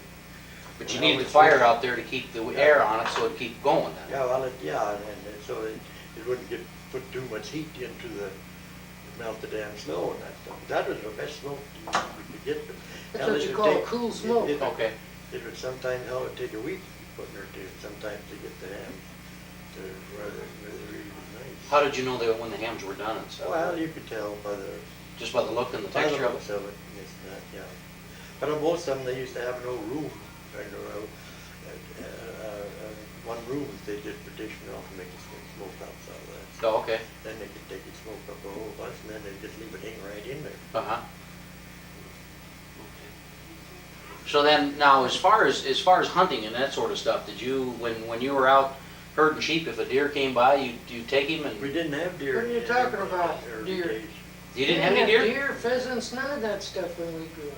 Is that Yeah, right? that's what I say, I don't believe you guys are really. We had grouse and remember that. jackrabbits is what we ate. Grouse and jack, there was no deer, no, what the hell There were happened to them? coyotes They started coming and back. skunks and mink. Dad trapped a few of them. He Uh-huh. carried a gun or two just to shoot rabbits. Uh-huh. But no, You guys ate a lot of rabbits then? Oh, yeah. Eat rabbits in the Early days. wintertime? Rabbit and wild prairie chickens. And prairie chickens? Yeah, they were different than the grouse we got. now. Okay, they were bigger, right? They're Oh, the, yeah, they were big. like the sage hens or the sage... Smooth leg, they didn't have Uh-huh. the. Bird, okay. And you shoot them with a 22, and but you'd whenever you came across one, you'd shoot one and eat it. And, then they had that Shoot a few. disease. Rabbits had a disease, and that. that scab. No, it was boils, Oh, is that right? Yeah, and that put a stop to the eating. they got of so many rabbits. rabbits, you know, goddamn rabbits, you go out there and go bring a bunch of sheep. Is that right? I'll be darned. So then, after you got done harvest, and then with the butchering, and then the canning, and all that sort of stuff. Now, what kind of a garden did you guys have? We always had a good garden. And that was down there by that little stream, or that little creek down there in that bottom part there. What did you grow in that thing? Or what did Grandma grow? Oh golly, we had a lot of rhubarb, we had currants and gooseberries, and oh hell, cabbage, every damn. Is it just Yeah, everything? we had a damn good well, it never went dry, and we'd keep our water tank full, and then the runover would go down in the garden. Oh. Just irrigate from one to the other, till the grasshoppers moved in. Yeah. They don't got by them, but it was all right. Oh, and I We think had a lot that- of rhubarb, I mean, Mhm. and we used to use, like when potatoes, you know, sometimes the potato crop would do good, but I'd make just like a big pancake. We call it, you know, this is an omelet or something like Uh-huh. that. And we'd cut that up in chunks and put rhubarb on it. Didn't Oh, she okay. call that Irish potato? Yeah, she called it Irish Irish, potato. Yeah. and it was potatoes and rhubarb. No, not potatoes. It was Eggs. just like a big pancake, eggs and flour. Oh, okay. Eggs and flour, and then that rhubarb was put over it. Oh, okay. Cook it up and you just, you know, make it some rhubarb sauce more or less, Uh-huh. put that over the top of it. Jesus. So The then, biggest item then was sugar. You uh-huh. know, it took so much to cook that for rhubarb, but and then when sugar went up to 10 pounds for $1, by God, it was a hell of a note. That was way too Over time, expensive. About 50 cents or 60 cents. 69 cents is what I remember. For 10 pounds of sugar? Yeah. Jesus. So then, and then the canning process takes a lot of sugar too then, right? Now, would Grandma can all at one time, or would she kind of can stuff as Can it... as it goes. just As like it is. ripened? Yeah. As it was ready. How long would that take then? All summer. All summer, huh? Yeah, okay. Until it started going, but Well- and then the growing season used to be so short that, I mean, and the kind of stuff, now they got tomatoes that gets ripe now. It used to be time school started, the tomatoes is just starting to get ripe. Just start to get, okay. And then it freeze already, they had to pick them green ones, they'd make these goddamn green tomato preserves. Oh, okay. They put that was what every kid had in school for lunch, was in preserves. Put them in a gallon Uh-huh. syrup pail, you know. Uh-huh. then they'd be hot too, you know. So canning kind of went all summer long as things were ripening up, and as you I remember some of the people, I don't remember Mom doing it though. They put all their leftover vegetables, you know, the end of the garden, Mhm. so as not to waste it, because who's gonna argue? They put it in a crock with salt, water, and I think some vinegar, I don't know. But I know they used to eat fresh bread and grab a piece of that. Could be cucumber, it could be turnip, Yeah. it could be green tomato. Yeah, whatever, You know, but it tastes pretty good, you know, Sure. when you get hungry. Yeah. So then, okay, after you got done with the canning and you know it got late, then what would you do? Go out to the Badlands and get coal then, or what was the next step after that then, Ron? We pretty much kind of took care of the farm all winter long, and then started this We used to spring try work to in the get our spring. The coal. coal was done about in July at our place. The coal. Oh, is that Fourth of right? July was done being mined just before Fourth of Okay. July. How about you? That was about the same. About the same year. That rule to run till, well, the later years, we always managed to have a year's supply of coal. You had a year supply there. Yeah, we used to cover it up with flax straw, pile it up outside, and then that would burn real good over the winter. Okay. But most of the time, it was that, well, we never ran out of coal. So basically, it was after you got the crops in that then you Yeah. guys started in on the coal and getting your winter. First get your crop in, and then your hay. And Yeah, your then- hay, yeah. and Well, Then, your hay didn't start till about June. well, this was July. alfalfa I was Yeah, talking right. about. Uh-huh. And then I know they'd start uncovering for coal, say later part of June, right in, and they'd be hauling coal over the Fourth, I know, because they Okay. worked real hard one day so that they could go celebrate the Fourth, and then Mm-hmm. they didn't feel like they were wasting.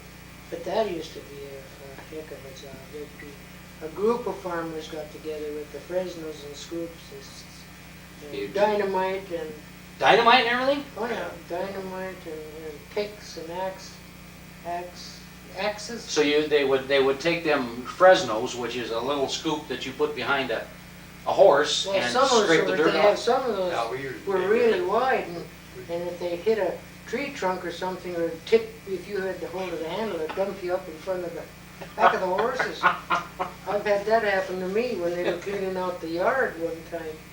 It was rained enough so that the stuff would scoop up. So they come up, took a swipe at the ash pile that we had dumped all Mhm. winters there, and then hauled down there, caught the corner of the gate going out, and Came right over. I, Oh, God. whoa! Yeah. over the top. Now, did you guys have the same type of an operation there? You had those Fresnos in there and you take the overburden off of the We'd dirt? have, well, when we was on the Rundle place, there, we mined there, we had, we uncovered 14 foot of dirt for about 6 foot of coal. Jesus. And well, at first we'd take a plow, what the hell they call walking plow, Mm-hmm. behind a team of horses, Mhm. plow the dirt loose way back to it, and then we scrape that off and plow. Oh, it that's over. how you loosened it up. Yeah, Okay. yeah. That Fresno wasn't strong enough to just dig Oh, through no, the. no. Okay. It's by that time, a lot of time it'd be pretty dry too, you know. Uh-huh. And you might depend on but most of the coal was, some of it was under clay, but most of it was lighter soil. Mm-hmm. Did you mine all the time in the same place? No, we moved down Canada there. How would you gauge as to where a vein of Yeah. coal was? Well, you could dig, you could dig and test it. Well, didn't it have to have some means of some water Well, or sure, something? well, to it? you could see it in the banks. Mm-hmm. Okay. Okay, you could see the washout on Because it. they Well, the river mine banks. coal. This time when we uncovered that much at the ranch, we filled up some schoolhouses and that stuff too. Uh-huh. So that was pretty good, but you know, that's all the work. Oh, yeah. Yeah, that's a lot of work. Those later years, they just bought from Midway, I guess, or something. Yeah, or Havelock. Yeah, But I know that they mined up on 15, that's west of us. They Mhm. mined over on 11, Okay. and then they mined. Now, this 11 and 15, now that's your sections. your that were- sections, okay. yeah. And then they mined up on 9 on the other, Okay. on the other side of our land. Okay. So, but after that, it just seemed to me that it just ran out, or else it was too much dirt to uncover to make it worth Mm-hmm. the time. And the manpower was getting smaller, the, Everybody was getting a little more independent then with their operations then, huh? well, I think that, kids were leaving home, they weren't available, there wasn't probably so many horses and stuff to work, and it just got smaller groups, or smaller crews. And so, but I think that they bought it over there in the Midway mine there, already mined, Mm-hmm. probably a lot cheaper than, Well, it just depends we on. gotta get some good lunch here, it's 11:30. Oh, okay. It's a lot I'll of, go and get some lunch and you guys go. Okay, Wait a we'll minute. do that and then we'll shut this down when we get time to, we'll get to eat. a lot of times, right? Some years we just go out to, I remember one year we went out one day with just one of those team of horses, one of those lift. Mhm. Out in the Badlands on Third Creek, but that was about 8-9 miles tall. Mhm. And uncovered enough just in one day to get us going for the whole damn year. Oh, I'll be darned. Now, with with the earliest you remember, where did you mine from the home place? Or where was the first mine where you got coal?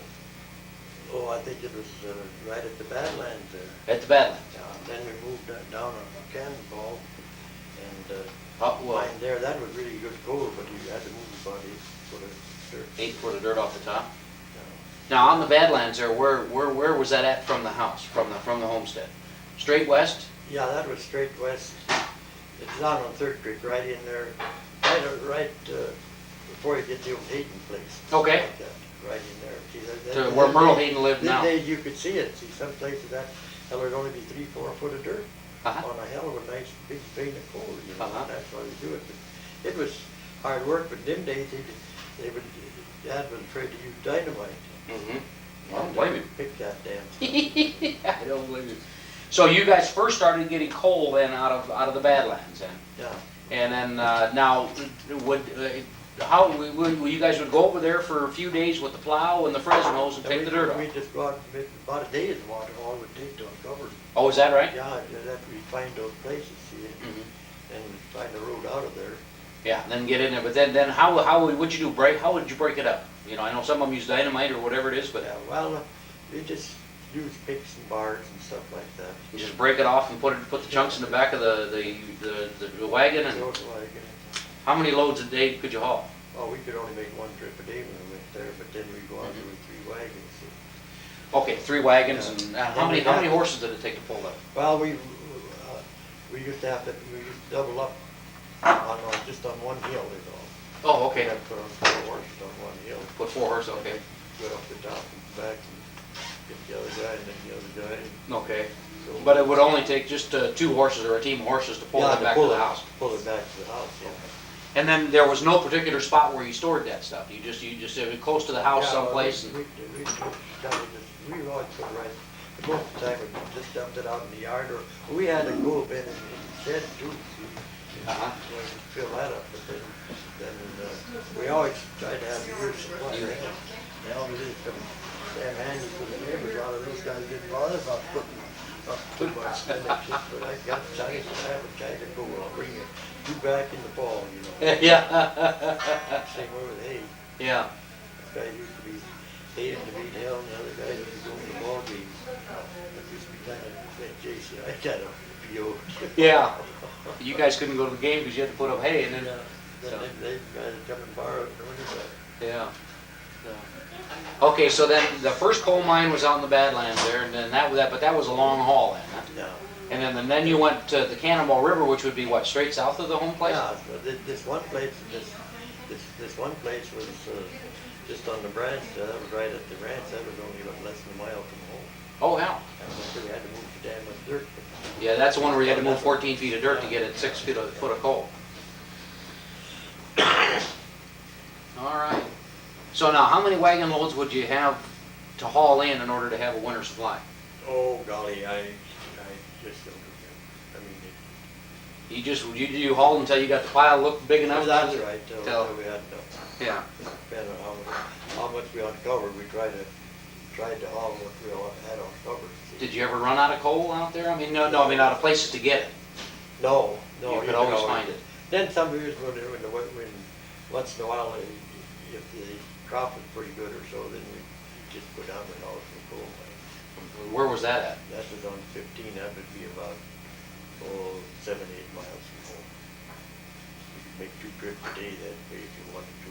Okay. Or we'd go down with 2, 3, sometimes even 4 wagons. Okay. All it that way. But that was, you had to, they blowed it, they used dynamite and they get it out and then they chunk it. They might have loosened and we'd throw it on the wagon. Okay. That's the way that was. Now let's go back here again. I guess just let's on the homesteading deal here now. There was the state of North Dakota, and then that was broken down into counties, and then the counties were broken down by township. And do you know how many townships, or did it vary? How many townships per county, or did it just depended on? Some counties I know are bigger than other counties. Their township was let's see, 6 by 6, that'd be 36 sections. Township would be 36 sections, okay. 36 sections, okay. So, and then each section so yours was the Dover Township, and you were and Grandpa homesteaded what section again, or what? 30. Section 30, okay. See, that was 30, that was right on the, then there was one, this was 31, 32, we were on to live, 33, where we hunted, a lot of hunting. Okay. 34, 35, 36. Okay. And it comes back and then it goes into Ward Township. Okay. And then each township had how many sections of land for school sections? 2.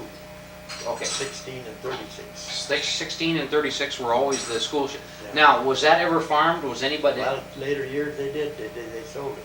But in the early years, it was just kept idle. That was for prairie. That was for That's prairie. where we got a lot of our grade. We had a whole section of 16 out there. Okay, so you were allowed to graze your cattle and sheep and stuff like that on it then? You cut hay or anything on it. Okay. But you couldn't farm it. You couldn't farm it, okay. And nobody owned it? It just belonged to the township? It belonged to the county, I think. Or the county, okay. Yeah. Now, how were the townships governed? The county had their own government of people, county commissioners and all of that sort of stuff, and then did they have a form of government that governed each township? Yes. They did. How did that work?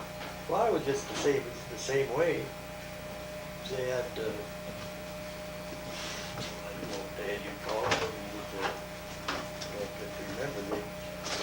What was it? I suppose it'd be township commissioners or? There'd be a president, Uh-huh. secretary, treasurer, I don't know. Yeah. My old man was on the election board for many years, and I think he always was on there. Your dad was on the election? Dover Township. Dover Township. Now, was he on the commissioners, or was he a county commissioner or anything like that, or? No, the county, they didn't have nothing to do with it. The county commissioners took care of the roads and that, although the township did too, but it was up to him to go through the commissioners to get, if you wanted the road graded, well, you had to go through the commissioners Okay. to do it. Then would the county provide the roads, or would the township provide the roads? Township provided some, and it finally got so that they made county roads out of it. They were all, then it was up to the It got counties. later, they got farm to market roads in and all this and Uh-huh. that, and that was up to the county commissioners. Okay. So, and then Grandpa was on that election committee for the Dover Township for all the years he was out there then, just about. School board and. He was on the school board? Oh, yeah. Okay. And then, let's see here. Was he involved in any other sort of politics or anything? Oh, no, he never ran for no public office or anything like that. But, fact is, he didn't have time. Yeah, he just didn't, yeah. But he put up his men that he wanted to see to it. They wanted to search county commissioner. Yeah. He worked on that. See, some of those commissioners, but you can see their point too. Some of them guys that pay their damn taxes for a goddamn thing, and then he wasn't getting on the job to work for the county. Well, the county was entitled to some of that money they made for taxes. Sure. That used to make them off of some of these guys off of that. Uh-huh. Because they had to have that damn money to survive on too, you know. Yeah. So basically, the townships would probably lay out the roads. Well, no, there's a road right-of-way on each section, right? Yeah, that's right. Each section had a right-of-way, a road around it, so every square mile had the right-of-way, and then if you guys needed it, then you would use that right-of-way, and then if it was used enough, then the county would come in and make a road out of it. That's right. I helped my dad, a lot of times I held the tape for him, and we'd go down, it would be just down through a damn section, whether you want, you know, section line, and, you know, you'd have to hold the tape, and then it would be up another, anyway, they'd measure out, and they'd take a shovel and dig in where the right-of-way was, you know. It's naturally get the road fairly straight. Yeah. All on grass, and most of that stuff was just sawed then. So they Then would they'd come mark. in with a old tractor or something like that to do it. And, with just an ordinary blade. Dig and keep working it up, grade it up. And then later on, they got muckers and all that stuff, you know. Yeah. But anyway, So, and then Grandpa was on the school board then too. yeah. So, and then what, he was involved with hiring the teachers and stuff like that at the Yeah. school and all of that, okay. So then, well, let's go back again to, what did you do after then the canning and the harvest and all that was all done? And then, you know, that was done what, September, October? Oh, yeah, well, that was, this canning was only done in about September, I suppose. Well, most of it, depending on how they. But what we do, for Christ's sakes, It just whatever had to be done, huh? I mean, Well, there wasn't kind of a routine well, or anything. No, it all fell with consultants. Yeah. There was no time to relax, that was it. Yeah. Except in the winter time, that was it. But then we had plenty of stock to read, I was busy doing something, fixing harnesses or something. Yeah. So then, what did the homesteaders have to do to prove up? Well, I understand they had to build a house, and they had to live on it so long, so much of the time, you know. Okay. They had to make improvements. Just keep improving it, dig a well. Well, yeah, I suppose. Yeah. Some of them, there's water there, but I mean, that's the way they got. And a lot of these ranchers, they used to have their men go in and either hired men go in and homestead farms in, and when they got improved up and that, but they give them $100 or whatever the deal was, and they get that thing, that water. Oh, hell. Let me make sure I got enough tape left here. No, the hell it got dry. Yeah.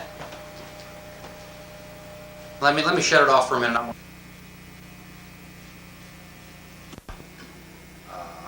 Let's go back to Grandma's family. Now, how many brothers and sisters did they have? 11 or, that wasn't the 11 or 12 in the family, Mom? You mean Grandma Kirchen? Yeah. Oh, I don't know about Grandma Kirchen, you mean? Yeah, or yeah. Or my mother? How? Yeah, your mother. Oh. You're the Kirchen family. How many brothers and sisters did your grandmother have? I think there was 12 in the family, if I'm mistaken. 12 kids? And there was 3 girls, wasn't it, Mom? I'll tell you, I know Barb, very Mary, little about the Kirchen family. Bob and Mary and Mom, I think there's 3 girls. Okay. I think Do you know where she was in line? Was she one of the older ones or one of the she younger was ones? the youngest one. She was the youngest one Yeah. of 12 kids. Mhm. Okay. Now, then they settled and they lived in the Garrison area? Yeah, when they were in Minnesota, she was raised, or born in Minnesota, but after she was, Grandma was? yeah. Yeah, okay. And then, I don't know what, she was just a young girl when they moved to To Garrison? Garrison, yeah. Okay. And I don't even know how come they moved to Garrison No. or what the deal was, anything, because Grandpa, I know he was out at, he was seeing some of his last days out with the folks out there. He was out there one summer or something like that, Oh, or, I don't know, just what, your dad? No, her dad, Oh, her dad. yeah, Oh, her dad spent some time out at the homestead. yeah, Oh, okay. that's in his older years. In his older years. I'll be darned. Do you remember much about him? Don't remember him. You don't remember him? So he was very young when, or you Yeah. were very young when he was. I think he died before I was even born, Oh, okay. something like that.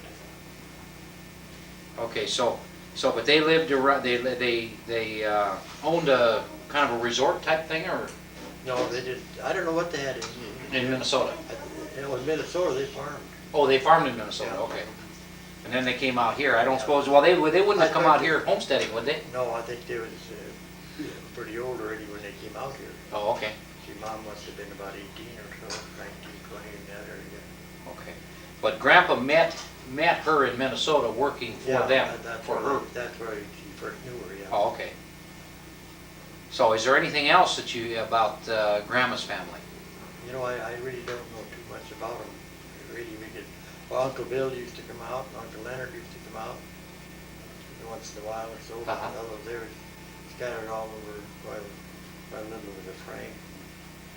A lot of them was old by the time It was a Frank and a Leonard and a,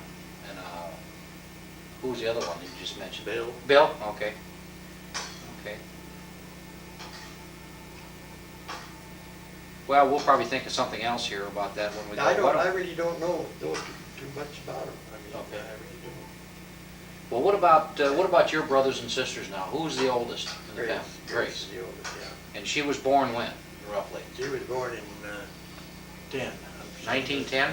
Or something like that, yeah. Okay, and then who was next? And Gertrude was next. She was born in 12. Casey was born in 15. I was born in 17. Stella was born in 19. Ralph, I'm pretty sure, was born in 22. And then Valerie was in 24. In 24, okay. All right. Okay, well, talk about Grace. Let's just go down the family here a little bit.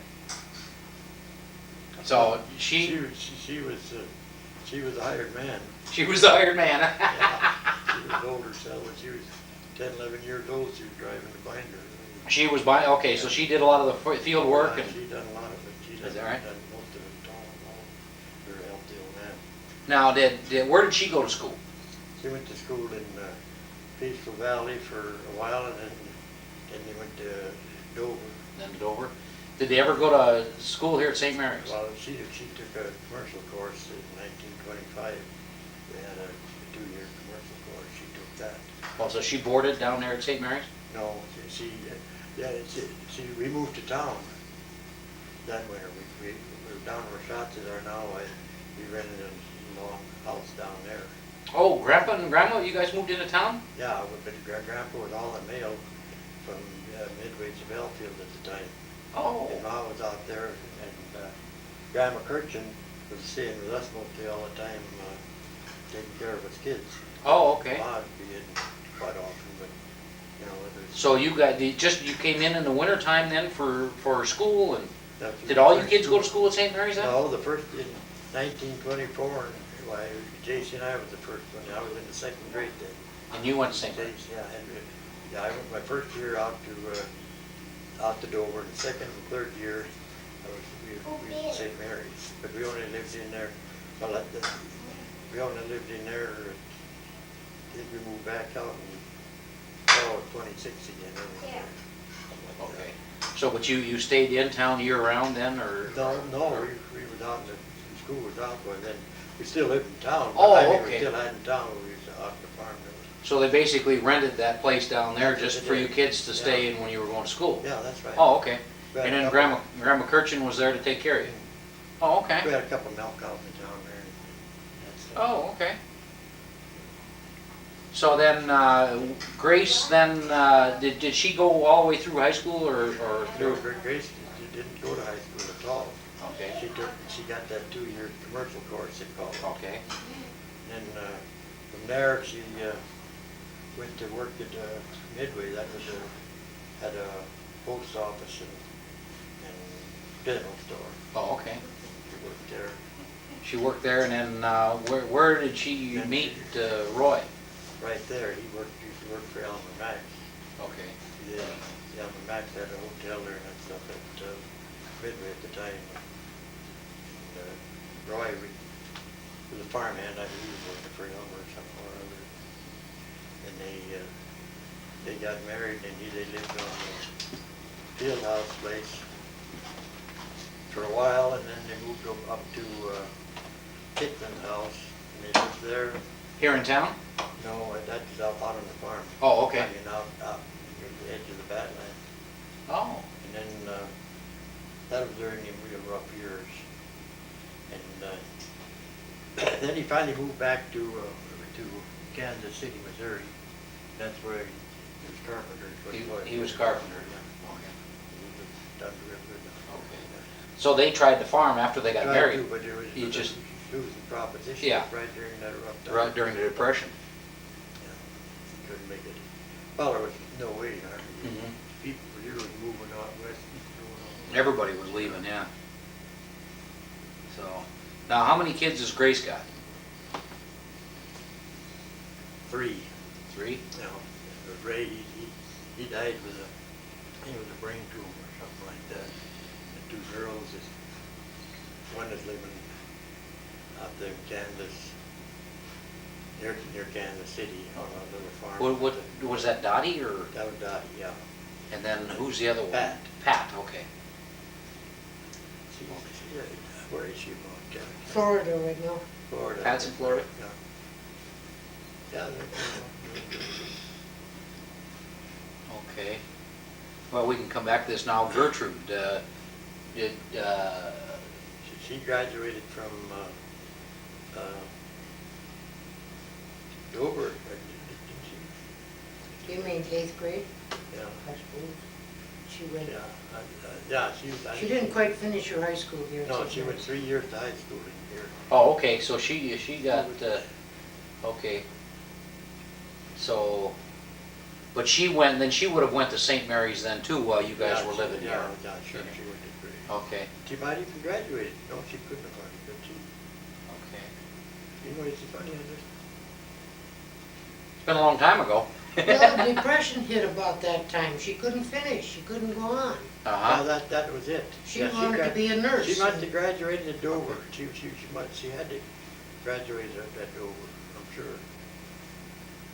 Okay. And she got 3 years of school in here, and then it got so damn tough that she couldn't make that, man couldn't afford to send it in there. Yeah. She send her in anymore. She worked for a board and room while she was in town. Well, now, the closest high school to the homestead then would have been here in New England, right? Yeah. Okay. Yeah. So then, while the public school was there, and or was public school there at the time you guys were here? Yeah, the public school. Public school was there, okay. Always has been, yeah. Okay. St. Mary's started up in 24. In 24. Oh, okay.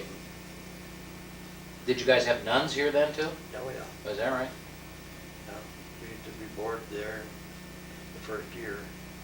Casey and I did, and then 20.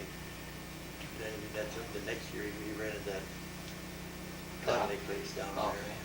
Now, where was that at? That place that was Right rented? where Schatz live now. Oh, okay. So Conley owned it then Yeah, at that Tom time? Conley owned it, yeah. Okay. So then Gertrude got almost, well, junior in high Yeah. school or whatever it is.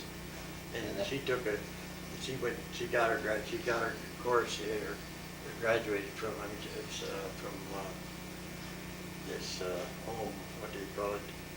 Correspondence. And Correspondence, Yeah, okay. she took Oh, so correspondence. she finished her high school Yeah, correspondence She then? did her high school at Tacoma, yeah. Okay. And then where did she meet John? Right there, she met him when she was going to high school here in town. Was John going to high school here then too? Yeah. Oh, okay. But So- John, I think we went to that commercial course. I don't know Yeah, I'm about sure that. Johnny took that commercial course too. Then they got married, and then he run this service station here in town, the Yeah. White Eagle, Where was that located? right where the bank is now. I don't know Oh, where. okay. And then didn't that turn into a mobile station or something? Then it turned into Mobile, yeah. Okay. And then you had this, where the Four Roses is now, that station. Oh, the Carter or Yeah, Enco or yeah, something yeah. like that? Mhm. That's right, I remember that. Then from there, they moved down to Black Hills. Okay. And then what did he do down there? He was a appliance man there. He was a guy that goes and fixed washing machines. Okay. He worked for his brother-in-law down in Custard. Custer, Oh, okay. and he was a serviceman and that stuff. He worked there for quite a while. And then they moved up to Belle Fourche, or did they Yeah. move straight down to Belle Fourche, or did they move to Custer They first? moved to Custer. Then they Okay. moved up to Belle Fourche. But that's what he did. He had a business of his own there, wasn't it, in Belle Fourche. Yeah, he worked for somebody there and then he went on his own, on call. Yeah, he was on call. Okay. All over the damn country. Oh, is that right? Yeah, he was real good at it. And then they had two kids, right? Marlene and Bill. And Bill's in Phoenix and Marlene's in Kalispell. Yeah. Okay. And then J.C. Well, J.C. graduated in the 8th grade at Dover, and Dad he went a half a year in here to high school, and that was it then. I mean, that's as far as he could go. All right, now let's go back with J.C. again. I don't know where the tape shut off at, so. Yeah, he went to just a half a year, or till Christmas or something like that, to high school here. And then he, in that spring, I think it was, he went to the CCs. Now, what year would that have been roughly?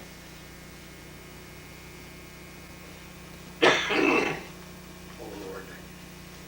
34, 35. During the Depression. Yeah, Okay. it was when all that was going on. Well, let's see, he was born in 15, so yeah, he would have been, well, in 34, he'd have been 19 years old, yeah. Somewhere in Something there, like that. yeah. I just Yeah. don't remember the years. In the 30s, early 30s. Yeah. So then he went into the CCCs, and then where was he at there? Where did he work? Well, they promised him they was going west, and he went west all right as far as Medora. He went as far And Jimmy, Alfred Littleline signed up at the same time. He went out to Montana, just Sydney, Montana, or Oh, okay. someplace like that, just a little ways farther west. He stayed with him then for, well, tell us the time limit or what the heck ever was. And then he was going to go into the Navy, but it was hard getting in the Navy then. So, but he had a crooked bone in his nose. Sheep had hit him in the nose and jumped out of a truck and hit him in the nose and busted it and it left a crooked nose. Oh. Left a bone in his nose. Uh-huh. And crooked. They was hesitating about that, so they said the hell with it and that was all to him. And then I didn't see, but then he went out to Kansas with Grace and Roy for a while. He got in on some wheat harvesting and stuff like that. And he got, when he came back, he got, 36 it was when, I think it was 36 or 7 when he got a job on the highway. Oh, here in town. As weed man, no, out in the country. Oh, okay. He had a few miles to take care of it. Oh. And then, that was the first year that's a blacktop. They had a few miles of blacktop out there. Oh. And he's the first one to have a distributor and that stuff to go in and fix the pots and Uh-huh. auto and stuff. And he had that job until 41. And then he went out to the Air Force. Okay. He worked in the airplane factory rather. Oh. We're out in Seattle, or? Where the hell was that? Or was it California? California. Yeah, it was California. And then from then when did he go to the Army? We were married for that time, and must have been,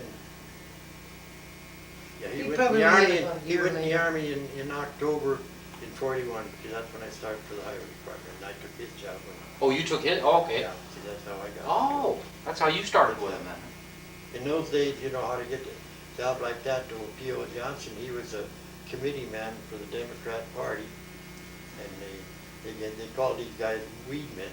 You know, a lot of times there used to be, well, when I took over a job that 7 of the weed men used to have. They all used to have about 8-9 miles that they took care of the culverts and Oh. cut the weeds down and that kind Uh-huh. of stuff.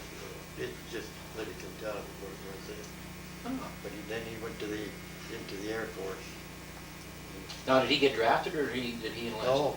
No, yeah, he got, I think he did. He went out to the Air Force because to work in the airplane factory, because they paid a hell of a lot more money than $21 a month or 26, whatever we get in the Army. So he took that and threw that way. Then he got into he got into the Army, into the Air Force. I mean, and he was an airplane mechanic then. And that's what he did. He worked on a P-38 job until he worked there. He had about 18 years in when he got this multiple sclerosis. So then he still worked with the government. You know, he had his own shop and his own place in there where he was overall owner for that dope. Oh. Then as he gradually got worse, well, he finally had to quit that. Is there? Yeah, it was a good move for him too, because that way. Well, how did, go ahead. Well, I mean, it was a good move because he got all the benefits from him. Yeah. So he was in pretty good shape that way. Well, how did he end up in Phoenix? Was that his last duty station, or? Yeah, he was down in Phoenix there, working on them planes. I think they're working on them. Okay. He had his shop down there. So now, did he ever go overseas? Did he ever get into the war during World War II? He wasn't in action, but he was sent to Japan, I know. And I think that he was in another place, but I forget. Yeah, where. he was. Because Fran came back to stay here. When he went overseas, Fran came back to North Dakota Yeah. then? Okay. Well, how did he meet Fran? Well, Friday always was living right in town here. He knew her all his life. Oh, is that right? Yeah. So, and then they had one kid, Dale, right? Now he's an architect. And he's an architect, and he's now living in Minneapolis, or? No, he's, is he in North Carolina? Yeah, he's out there something. Something in the East Coast somewhere. Okay. When he was working down in that Tempe, wasn't it? In the town there, I suppose there's, I don't know, doing something. They had one there in the street that they didn't know what the name, so he said, call it Brentrup Street. And they called it Brentrup Street. Oh, Brentrup? It's spelled wrong. That's what it is, yeah. Oh, is that right? Yeah, I was down there with them. I see it. To see it, but they had it spelled wrong. Oh, that's great. Now, we'll come back to you here in a little bit. How about Stella? Well, she graduated right out of Mort there, same town place I did. I mean, in that little schoolhouse right down along Highway 21 there. That's the Dover. No, I think the Dover, that was Mort. Mort, you graduated from Mort? When we got that place over there, we was 4.5 miles from school at Dover, and this way we just had to run down the hill to Okay. right next to us. Oh, okay. That was one of the main reasons too. The old man who took that, got that place. And then she graduated 8th grade there, Mhm. and then did she come into St. Mary's, or? No, she never did go to school, but she stayed at home about that time, and that time when I was out herding sheep for run and some of that, and she was the only one at home outside of that Ralph and Valerie, and they were going to Dover. So then, she finished the 8th grade out there. How did she meet Wilford? I guess at a dance or something at Dover. Oh, was that right? Yeah, What was Wilford? Is he originally from this area up here, or? he was from around Marmouth. Marmouth, oh, But he was working for Ward's up there in Rocky Ridge and up in there. He was herding sheep and he was taking care of the Ward place in the wintertime and this and that. Oh, okay. Then he went out and got a job in the airplane factory. And through that they kept corresponding, and finally she went out there and they got hitched. Oh. That's all there was to it. So they got married out in California someplace. Yeah. Then he came back and And when he came back here, he got on the railroad. And he would start out as a fireman, and he got to be an engineer, and retired from that, yeah. So then, and they have what, 4 boys? Gellert, who's in Bismarck. David, is he still down around Mobridge? He's around Kansas, in Kansas, In Kansas, Kansas. And then Charlie is in, state of Washington. state of Washington, and Brian is, He's in South Dakota. He's in Aberdeen, he's on the railroad too. he's still railroad, okay, still railroading. They're all doing good. Yeah. Okay, how about Ralph? Well, Ralph, he never went to high school. He worked around, he used to work out in the Badlands, he worked for Don Hanson, and then he went in the Army. Yeah, but he was in school here at St. Mary's for a while. Yes, by golly, him and Valerie both went to that, sure. I don't think they graduated though, did they? No, they didn't, but they made it 1 or 2 years here. Yeah, I think that's what they made in a couple of years, yeah, that's right. And then, They tell about rabbits was pretty plentiful at that time, and when the guy came through to pick up the rabbits, why they'd sneak over there and get the rabbits on one side.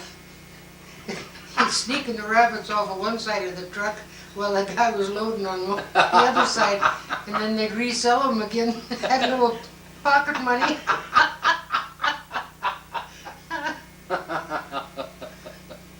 Oh, God. So, but then he worked around here on some ranches. Did he work at the HD Ranch or something for a he while? worked at Logging Camp. Logging Camp Ranch. That's what Hanson's at that thing, yeah. Oh, okay. Then he went in the Army and he got to be a teletype repairman. Oh, okay. He got to be he got to be the repairman, and then after he was discharged, why he had that, at one time he had 6 states he covered. He had a crew of 6 men with him. Oh, They'd travel all over hell. while he was in the Army? No, after. Oh, afterwards. That he, yeah. Okay. Yeah, he had a hell of a good job. And he got sick. And then that was where he was. That's where he was in California, though, right? Yeah. So he went into the Army. Where did he spend his time in the Army? Alaska. Alaska. Okay. Most of it was up there in Alaska around Fairbanks and what the hell was it, Anchorage, up in there. They had a big airport up there, or big base area, for the airport or what it was. Colder than hell, I guess. Yeah. Windy, if it snowed about 10 inches, the wind would come up and there would be no snow left. No left, that's all. So then somewhere along the line, he ended up there after he got out of the service at San Bernardino, California. Then, right? Yeah. And then he was a teletype repairman. Yeah. And then what kind of sickness did he He have? had diabetes and arthritis. Oh, okay. They couldn't really treat one. It was hard to treat. They had to treat one or the other, I guess. Okay. I know it. Just remember how old was he when he died? I don't remember. Just remember the year, just quite a while ago.